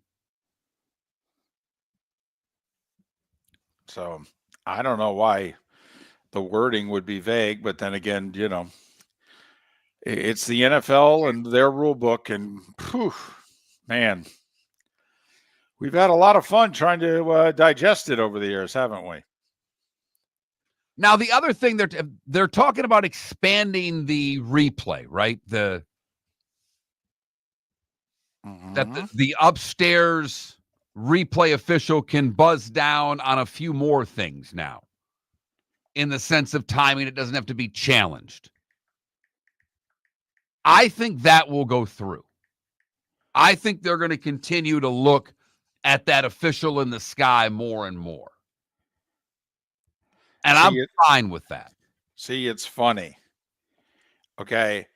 I think there are certain powers that be in the NFL, and not necessarily Goodell, but there are 2 or 3 people with offices in the NFL that don't want to do anything to take the power away from the guy in the white hat on the field, unless it's a guy sitting in his office on Park Avenue who can call in. He can change it. Otherwise, it's got to be the guy in the white hat. And we'll just call it replay assist. And remember, we do it quickly. That's why nobody thinks there's anything nefarious going on. So that, this must have been obvious. They changed it quickly. Oh, good for them. That means they got it right. And they did it quickly. Okay, good job, guys. So, but yes, changing the overtime rules in the regular season. There's 2 parts to it. 1, lengthen it again. Go back to 15 minutes. It's down to 10. And 2, making it be the playoff overtime rules where everybody's going to get the ball once. And that seems to have enough momentum behind it where I do think that's going to pass. I agree with you. We both think that the whole seeding will not change. They will not take home playoff games away from division champions, even if that team is 9-8 and the wild card team is 14-3. They don't care. The league has been very steadfast in their opinions on how important it is to win a division. And teams that win a division are rewarded with a home playoff game. And I'm with you, David. I don't see that changing at all. The other rule change was the Lions suggested rule change that defensive holding and or illegal contact should not be an automatic first down. It's a 5-yard penalty. Just treat it as a 5-yard penalty. So if it's 3rd and 8, it's still 3rd and 3, and do the math accordingly. I don't think that has a chance of passing. I don't either.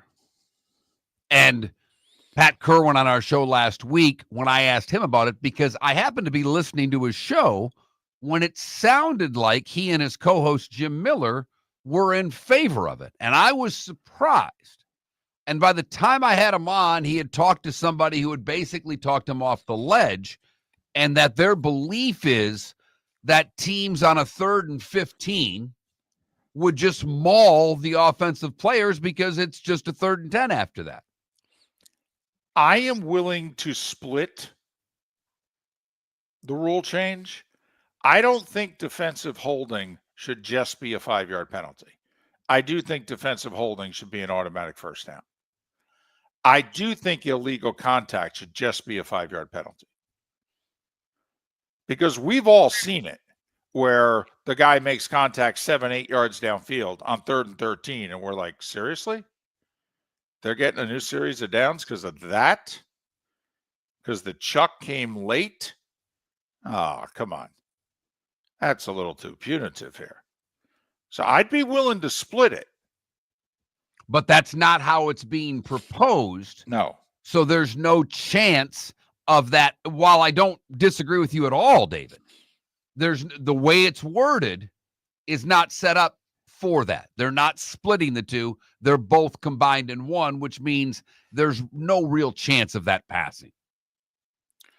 By the way, the proposed rule changes is just moving the touchback to the 35. Right. There was no talk of moving the kickback. No. And again, I've not seen anything that says they want to move the kickback, but they are going to move the touchback to the 35. I'm telling you right now. Okay. With the proposal for that rule change, the first part of it is, quote, modifies the alignment requirements for receiving team players in the setup zone. So does that mean people can move? Does that mean you're going to allow them to, I don't know, be lined up differently? That the 10 guys trying to tackle the returner are going to be lined up and they can't move, but you're going to allow the team receiving the kick to what? Get funky? I don't know. So anyway, there's that part of it. Touchback now will be the 35-yard line. Changes the alignment requirements for the kicking team on an onside kick. Huh. Remember, you already have to declare that you can't have a surprise. All right. Also, part of it is you can declare an onside kick at any time during the game that you're trailing. Right now, it's only in the fourth quarter. I do like that. I agree. I will say, I've thought of a fun practical joke today. Wait till about 2 o'clock this afternoon, or maybe a little earlier. Find out when the league is voting on all of these items. Jump the gun and text any Eagles fan that's in your life that the tush push has been banned. Because we have an Eagles fan in our Twitch chat room who thinks that this is a personal attack, not just on the Eagles, but on him. I have come to the conclusion that Empire believes that we are personally attacking him. And let me explain. This is his last post. Let's ban the torpedo bats in baseball. Let's ban dunking in basketball. Let's ban the power play in hockey. He has become completely unglued off of the idea that they could ban the tush push. And they're trying to. I mean, the commissioner wants it banned. He doesn't have the votes.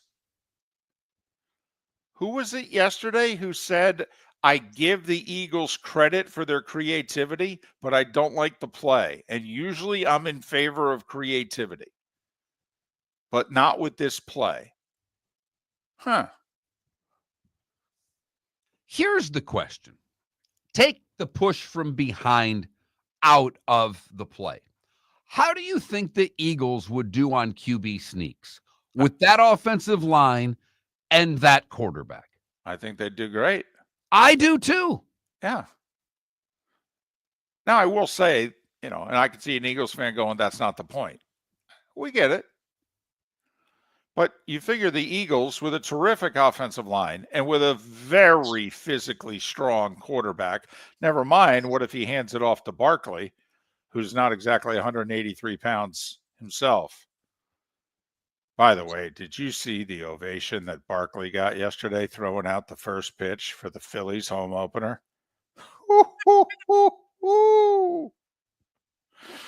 Oh, yeah, baby. Oh, yeah. We got enough room here in this town. Absolutely, Saquon. Abso-flippin'-lutely. Yep. Sure. You, Jalen, hell, couple offensive linemen. Damn right.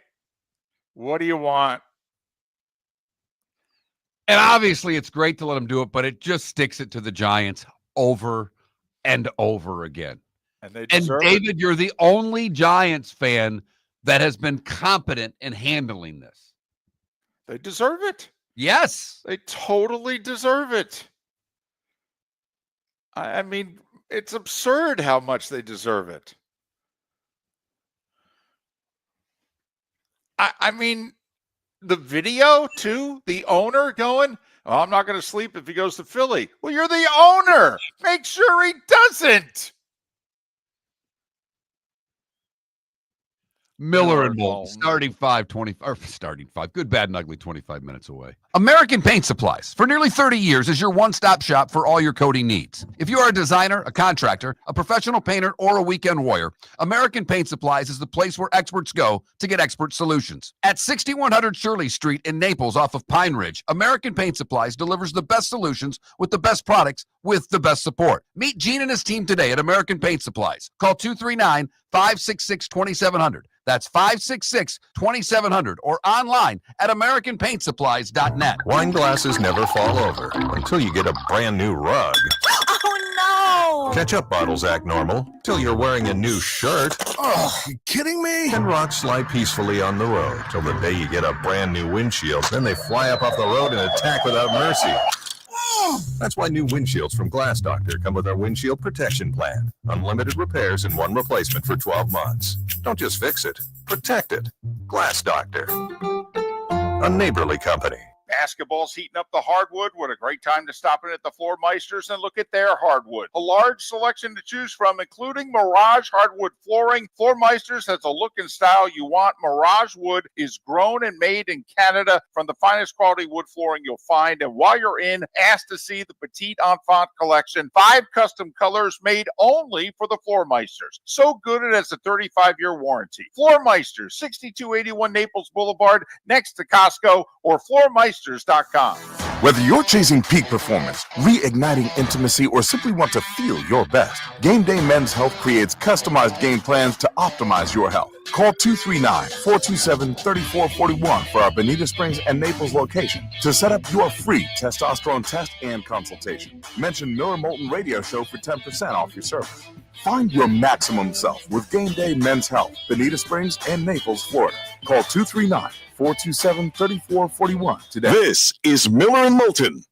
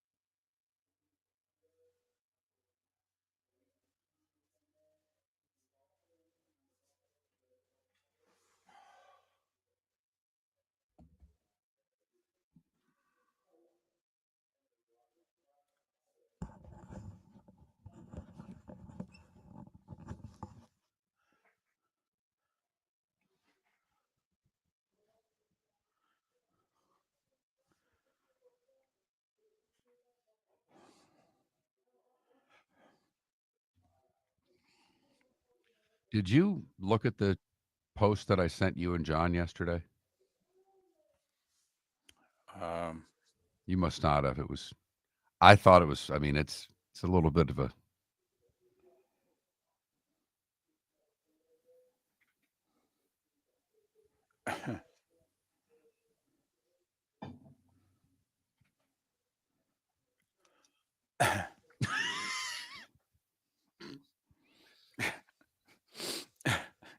Too soon?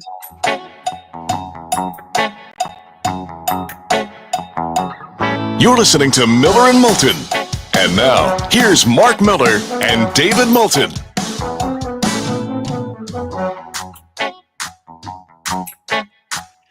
"21 minutes past the hour." Miller and Moulton. MillerandMoulton.com. Miller_Moulton on X. By the way, some things starting to make their way onto X. And since it's April 1st, you have to, Tiger tried to play a joke, something about him in the Masters. Right. Hey, Tiger, let me give you a little advice, buddy. You've got your new girlfriend. You're really happy about it. Everything's going really well in your life with your love life. Obviously, your Achilles is blown and you've got to redo all that. And we get your health issues. But when you put a post on Instagram saying you have a new girlfriend and you want your privacy, why then less than a week later would you go on X and do an April Fool's joke? I thought you wanted your privacy. I thought you didn't want to bring attention to yourself, but you just did. Maybe you should have announced that the two of you were getting married. That would have been a hell of an April Fool's Day joke. By the way, somebody who's that famous, expecting privacy. Right. I mean, don't get me wrong. And I've been an advocate for, I think there should be a lot more privacy in this world. A lot more. All right. But it's tough when you're Tiger to get it. But the golf site Flushing It, is saying that Tiger is going to be a new honorary starter at the Masters, joining Jack and Gary Player and Tom Watson. Right. Yeah. Somehow, I don't think so. Now, I will say it will be interesting. When do they, Gary's nearly 90, Jack's mid-80s, and Watson's mid-70s. It will be interesting, who is at the level also. Remember, before this group, it was Sarazen, it was Snead.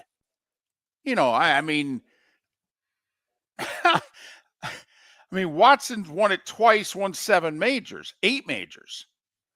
Faldo, Sir Nick. Yes, great Masters history. To me, that's the next one. 3 green jackets, 6 total majors, which, by the way, is also Phil's resume, which, will obviously be interesting if and when that day comes. That one's really interesting because we've only talked about it 600 times on this show that Phil was set. Broadcasting, whatever he wanted to do in golf, it was all there. He was going to be the voice of golf. If he wanted the CBS and the NBC jobs, they would have given it to them. If he wanted to work that much, Phil was going to be the voice of golf. Done deal. By the way, Sonny brings up a great name in the Twitch chat room. Actually, the YouTube chat room, because he's watching via youtube.com/Miller and Moulton. Crenshaw. Only won 2 majors, happened to be that one twice. And he's beloved there. He is. Beloved there. But also, they don't care about the rest of the golf world, Augusta. They care about their tournament. Right. But here's the other thing. Like, Nick's already in his mid-60s. So's Crenshaw. When do they are they going to skip over that generation, if you know what I mean? Are they going to, adding Watson after a few years after Arnie passed? Okay. Watson was more late 70s, 80s. But it'll be interesting. Are they going to just skip over the 90s when it comes to their tournament? The late 80s and the 90s. Longer. He won it twice. He's 67, isn't he? Yeah, but maybe. Like, I would see Crenshaw far before I would see Bernard Longer. Just in terms of what Augusta and their membership think of Ben. Agreed. By the way, Ben on the first tee, look out. And he could hit anything. I mean, talk about a guy who can spray it off the tee. And that's a wide fairway, but look out. I'd be a little worried, Ben ceremonial tee shot. Now, Player may be able to do it until he's about 116 years old, because I don't know if that man's ever going to pass. I mean, he's in better shape than most of us, and he's 90. So it is interesting. Or would they ever do away with the ceremonial tee shot down the road? No way. First off, Phil will say yes. Phil will absolutely positively say yes. And he's 5 years older than Tiger. Now, obviously, we all want Gary Player and Jack Nicklaus and Tom Watson to live much longer. But the longer they live, the closer I think we are to skipping over the Crenshaws, the Longers. He only won it once, but his record at Augusta, Freddie. And he's another one that is adored there. Yeah, I don't think anyone's ever played more. So that is interesting going forward.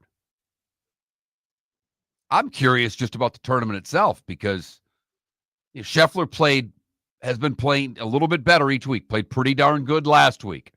I played really well on Sundays. Yes, he did.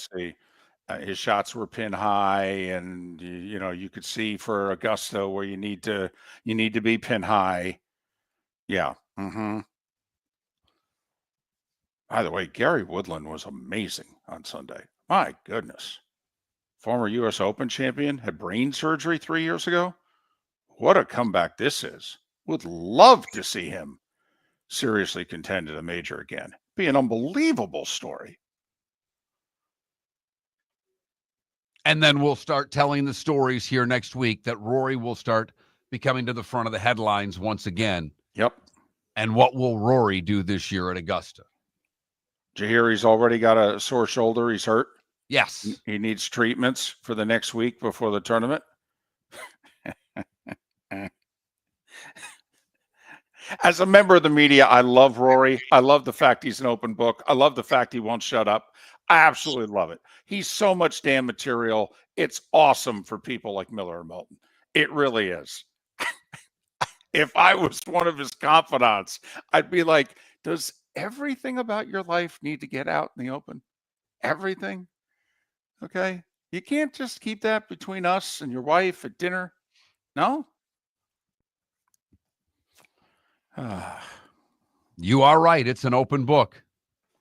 He's an open book, away from the course. He's not as vocal, where you've got Spieth, who's just the complete open book on the course, who's a 4.5, 5 hour running commentary the entire time he plays. He's playing this week too. And obviously he can play Augusta because he's won there and he has a very good record there. And you can hit it all over the place there and still do okay. Yep, you can make pars from a lot of difficult situations at that golf course. Is Tiger a ceremonial starter at the Masters before he's 60? No way. He turns 50 on December 30th. I don't think so. I mean,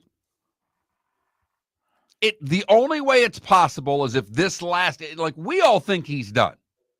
You and I have said he's been done for a while. Oh yeah, he's a ceremonial golfer right now. Yeah. But he doesn't know that yet. He hasn't come to that realization. But 10 years from now, because that's the other thing. Unfortunately, the odds are that the three people doing the ceremonial tee shots, and at least two of them won't be with us 10 years from now. And, and the odds are less than 50-50 about the third. And if you're Augusta, I mean, if you're going to keep doing this, might as well have the guy in the red shirt doing it. For over 50 years, the Nolan family has been dedicated to protecting local families. Nolan Family Insurance is a second-generation independent agency that specializes in home, flood, auto, and boat insurance. They take the time needed to explain your coverage options and answer your questions so you can make an informed decision that's right for you. If you're looking for an agency that treats you like family, call 941-639-1122 or go to nolanagency.com. That's 941-639-1122 or nolanagency.com. You have a sleep problem but don't want to wear a CPAP mask? This is Mark Miller for Sleep Treatment Direct. The mask wasn't working for me, and I didn't think I had an alternative. I do. We all do. They have such simple alternatives with greater success than the mask. Visit sleeptreatmentdirect.com.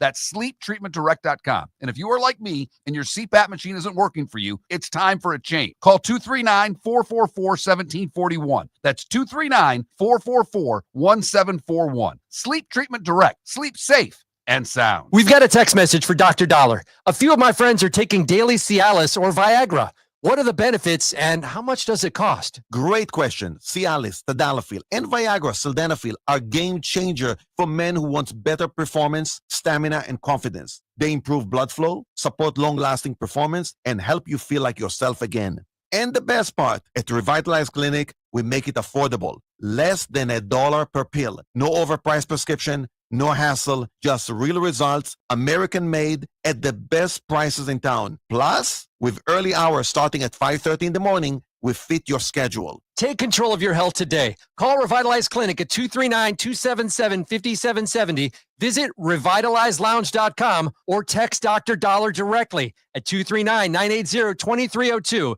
That's 239-980-2302.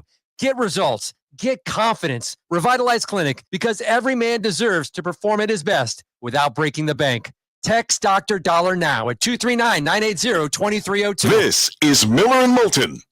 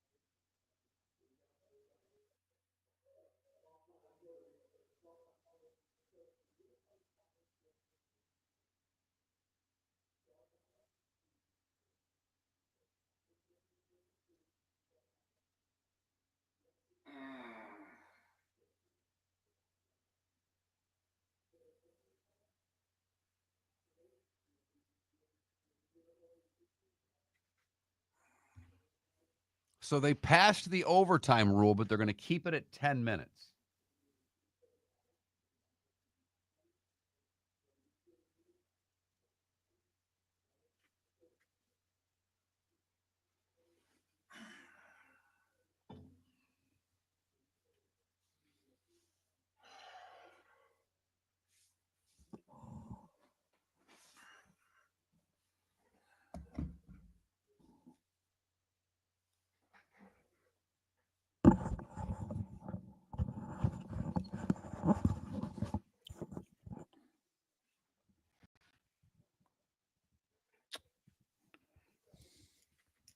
So the overtime rule passed, but it's only going to be a 10-minute overtime, not 15. The expanded replay assist has also passed. Okay. And it look, most everybody's reporting that. Well, people are reporting that the tush push is going to get tabled.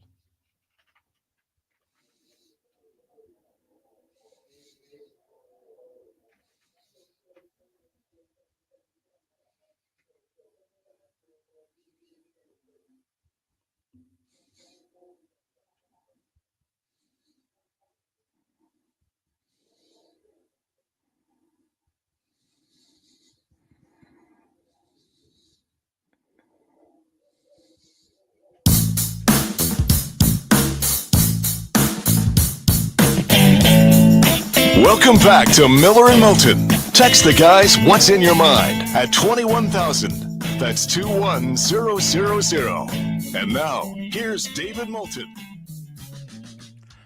22 minutes to the top of the hour. Pat Kerwin, Seth Everett on the show tomorrow. Pat will talk about everything he heard and learned at the owners' meetings. So they're voting this morning, right? Right. They have already, according to multiple sources on X, that they have voted to change the overtime rules where both teams will get a possession, but they kept it at 10 minutes, did not expand the overtime to 15 minutes, and the video replay assist being expanded has also passed. I have to admit, I would love to know the particulars of that. I'm going to have to also know the particulars of that heading into the football season. Right. Absolutely. And more people are talking about the tush push and that it's going to be tabled. That seems to be out there on a lot of different fronts as well, which means they will not vote on it now. They'll wait till their next, what is it, the GM meeting's next? Or when do they have their next? Is it another owners meeting that they do this at? But they've got one more in like June or something like that?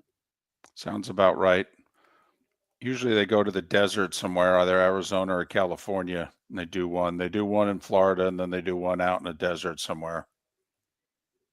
So, be interesting. Will they change the rules before the schedule comes out?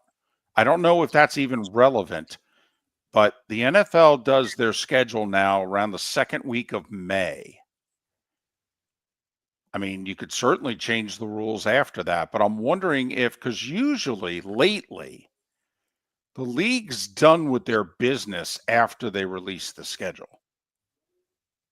And then training camp begins like 10 weeks later. So it'll be curious if they actually make some news in between the schedule release and training camp. And there will be a lot of news with the schedule this year because there are more and more international games. It's already out. They're going to have 3 games on Christmas. 3.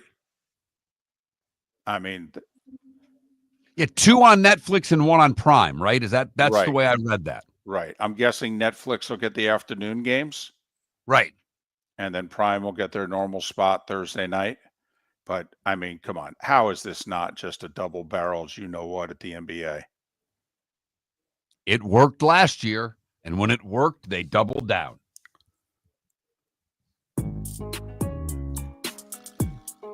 It's that time again, nearing the end, but not quite there yet. Here's Mark Miller with Today Was the Day When. Today was the day when, brought to you by Game Day Men's Health. Whether you're chasing peak performance, reigniting intimacy, or simply want to feel your best, Game Day Men's Health creates customized game plans to optimize your health. Call them today, 239-427-3441. That's 239-427-3441 for either their Bonita or Naples location. Go to GameDayMen'sHealth.com and mention Miller and Moulton for an extra 10% off your services. We start today in 1853 when Cincinnati becomes the first U.S. city to employ full-time professional firefighters. And now every year they come down to Fort Myers Beach and dance. 1891, the Wrigley Company is founded in Chicago. 1905, SOS first adopted as a Morris distress single by the German government. 1945, the Battle of Okinawa, the largest amphibious assault of the Pacific Theater.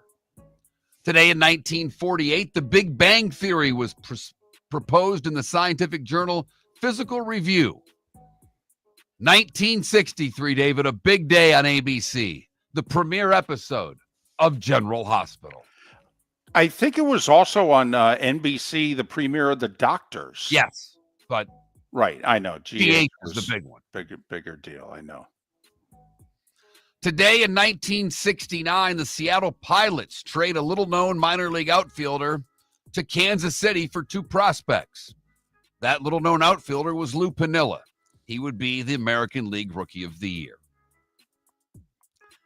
Nixon signs a bill limiting cigarette advertisements today in 1970. No longer could have cigarette ads on radio or television. Which, by the way, that's a huge bill that became law. Huge. In 1970? Yeah. When everybody's smoking? Right. When on the Tonight Show, Johnny and all his guests are smoking. The golfers. Arnie's still playing. He's walking down the fairway lighting up. Today in 1972, Major League Baseball players staged their first ever strike. The strike would resume when the owners and players agree to a $500,000 increase in pension fund payments. The Steve Wozniak and Steve Jobs guys founded this little company called Apple Computer today in 1976. Whatever. 1979, Warner Cable launches Nickelodeon. Today in 81, Gretzky had his 103rd assist of the season to break Bobby Orr's record for most assists in a single year. 1984, one day short of his 45th birthday, Marvin Gaye is shot and killed by his father. 1985, Villanova beats Georgetown 66-64. Villanova as an 8 seed, the lowest seeded team to win the tournament. As Raleigh Massimino said to his team at Rupp Arena Monday night, boys, just another Monday in the Big East. Let's go. Today in 89, 8 Bartlett Giamatti replaces Uberoth as the 7th commissioner of Major League Baseball. 5 months later, he would die of a heart attack. 91, Duke beats Kansas by 7 for the title. Leitner, your most outstanding player. That was first title for Coach K and Duke. They had beaten UNLV in the semis. Today in 1992, the NHL players begin their first strike. The 10-day action earns a large playoff increase and more control over licensing of their likeness and changes to free agency. 1993, Alan Kwiecki dies in a private plane crash en route to Bristol. Okay, I'm not exaggerating here. I'm working at Channel 12 in Binghamton. We have a really good guy, Jim, who's a cameraman. He is a big NASCAR fan. He is a Kwiecki fan. He worked days. The sports guy would work, 2 to midnight. And the story starts to break. And I, in the middle of the newsroom, say it. And he thinks I'm pulling an April Fool's prank. And Jim comes around the desks and grabs me, bigger than me, significantly bigger than me, and puts me up into the wall. behind me. I thought when my head hit the wall that there was a dent. Okay. And there were a couple of dents, but not from my head, which is shocking considering how big it is. Okay. And he thinks I'm pulling a prank on him. And I got to convince him I would never joke about somebody dying. He was inconsolable. Then photographers edited their reporters' pieces that went on the air that night. We literally had to get somebody else to edit the story. He was the reigning NASCAR champion. And he was man-made too. Yep. The Polish prince. Drove the Hooters car, right? Damn right. Today in 2002, Maryland beats Indiana for the title. Wonder if that'll ever happen again. For which one? Who gets to the here's a poll question. Who gets to the title game first? Maryland or Indiana? It's a good question. That is a good question. Bo Schembechler, Debbie Reynolds, Gordon Jump, and you may not know that name, but for David and I, that's Arthur Carlson from WKRP. Phil Necro and Rusty Staub all would have celebrated birthdays today. Le Grand Orange. Susan Boyle is 64. Kevin Duckworth and Scott Stevens are each 61. John Elliott and Mark Jackson are both 60. Wrestler Randy Orton is 45. Brooke Lopez is 37. And YouTuber Logan Paul is 30. What did I miss, David? You didn't miss anything. Usually you save the deaths for me, but you went Marvin Gaye, you went Alan Kowicki. Nah, you hell, you went the ban on tobacco ads for Nixon in 70. You were all over it today. Time to see life a little bit differently. Here's Mark Miller with the good, the bad, and the ugly. What you got, Mark? For the good today, we go to North Carolina, where a family was reunited with their dog after the dog disappeared from their home 3 years ago. The Rocky Mount Police Department said on social media that Jonathan Sheeran and his wife spotted their long-missing dog on Rocky Mount's Pet Finder page. The husky had escaped, they never gave up hope, and they were reunited with their pup. Good for them. For the bad, we go to Poland, where they don't give the last name, but we'll just go with Anna A., the 37-year-old, robbed 2 banks in Poland. She was inspired by gangster films she watched during her pregnancy.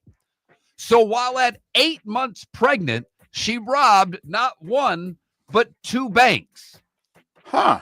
The second bank she robbed, she made her husband an unwitting accomplice when she told him to pick her up after a checkup appointment at the hospital. In reality, he was her getaway driver from her second bank robbery. CCTV footage noticed that she had a baby bump and were able to track her down. She was arrested a day after the second robbery. In total, she took about 10,000 pounds. And finally, the ugly. We come back to Florida.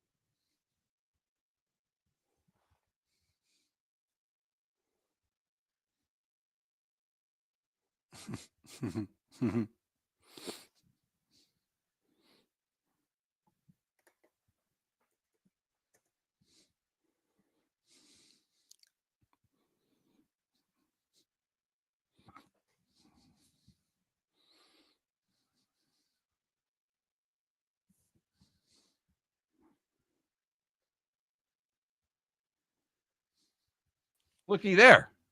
Found you again. Had a little quick power outage in the building, and it knocked everything off for a moment. That's what we figured, because those following us on Twitch could still see and hear me, but we lost you. So we figured it was on your end. NBA tonight, Suns and Bucks. I guess the Magic are on the road taking on San Antonio. Sixers and Knicks. I guess Golden State and Memphis, a little bit there because they're both fighting for seeding. Right. Memphis, the 5, and Golden State, a game behind them in 6. Jokic trying to win the MVP again. He's top 3 in the 4 major offensive stats. No one's ever done that before. In fact, I don't think anyone's ever been top 10 in the 4 major stats, and he's top 3 in the 4 major stats. And he's not going to win the MVP. No. SGA is going to. Panthers in Montreal, Tampa Bay, the Islanders. We went through the NHL before we got reacquainted, so we're kind of repeating. Sorry. All right. No, that's fine. 4 college basketball games. Did you go through them? No, I did not. FS1 all day and night today. UCF an early game. If you need to see more college basketball, it's on FS1 all day and night. Miller and Moulton are very grateful to you, the listeners, for making us one of the highest rated shows for men, because the working man is one of the toughest demos to reach, and we do. Great sponsors like Floor Meisters, American Paint Supplies, Glass Doctor, Sleep Treatment Direct, Game Day Men's Health, and Molly Maid recognize that, and we thank them. And if you own a business and working men are your clientele, the most cost-effective way to reach them is through us. Text Miller and Moulton at 21,000 or directly via X at that Mark Miller or the David. American Paint Supplies, for nearly 30 years, is your one-stop shop for all your coating needs. If you are a designer, a contractor, a professional painter, or a weekend warrior, American Paint Supplies is the place where experts go to get expert solutions. At 6100 Shirley Street in Naples off of Pine Ridge, American Paint Supplies delivers the best solutions with the best products with the best support. Meet Gene and his team today at American Paint Supplies. Call 239-566-2700. That's 566-2700 or online at AmericanPaintSupplies.net. Basketball's heating up the hardwood. What a great time to stop in at the Floor Meisters and look at their hardwood. A large selection to choose from, including Mirage hardwood flooring. Floor Meisters has the look and style you want. Mirage wood is grown and made in Canada from the finest quality wood flooring you'll find. And while you're in, ask to see the Petite Enfant collection. 5 custom colors made only for the Floor Meisters. So good it has a 35-year warranty. Floor Meisters, 6281 Naples Boulevard, next to Costco, or floormeisters.com. Mark Miller for Molly Maid. Why Molly Maid, you ask? Trust. Moulton was a customer for 15 years. Affordability. Didn't I just say Moulton was a customer for 15 years? Worry-free services. Our professional house cleaners are fully insured and a 24-hour warranty. Call Molly Maids today at 239-774-5839. That's 239-774-5839 or online at mollymaid.com/FTMYERS. That's mollymaid.com/FTMYERS. Honey, you want to come out? I haven't seen you since Glass Doctor installed our custom shower enclosure. No thanks. Well, you can't keep eating breakfast in the shower, and laminating your magazines is getting expensive. You remember we have guests coming over tonight, right? Oh, I'm sure they'd love to see the shower. It's our neighbors, and I highly doubt they want to be hanging out in our bathroom. The shower's so good, you'll never want to leave. Visit glassdoctor.com today and schedule an appointment Do online. you have a sleep problem but don't want to wear a CPAP mask? This is Mark Miller for Sleep Treatment Direct. The mask wasn't working for me, and I didn't think I had an alternative. I do. We all do. They have such simple alternatives with greater success than the mask. Visit sleeptreatmentdirect.com. That's sleeptreatmentdirect.com. And if you are like me and your CPAP machine isn't working for you, it's time for a change. Call 239-444-1741. That's 239-444-1741. Sleep Treatment Direct. Sleep safe and sound. This is Miller and Moulton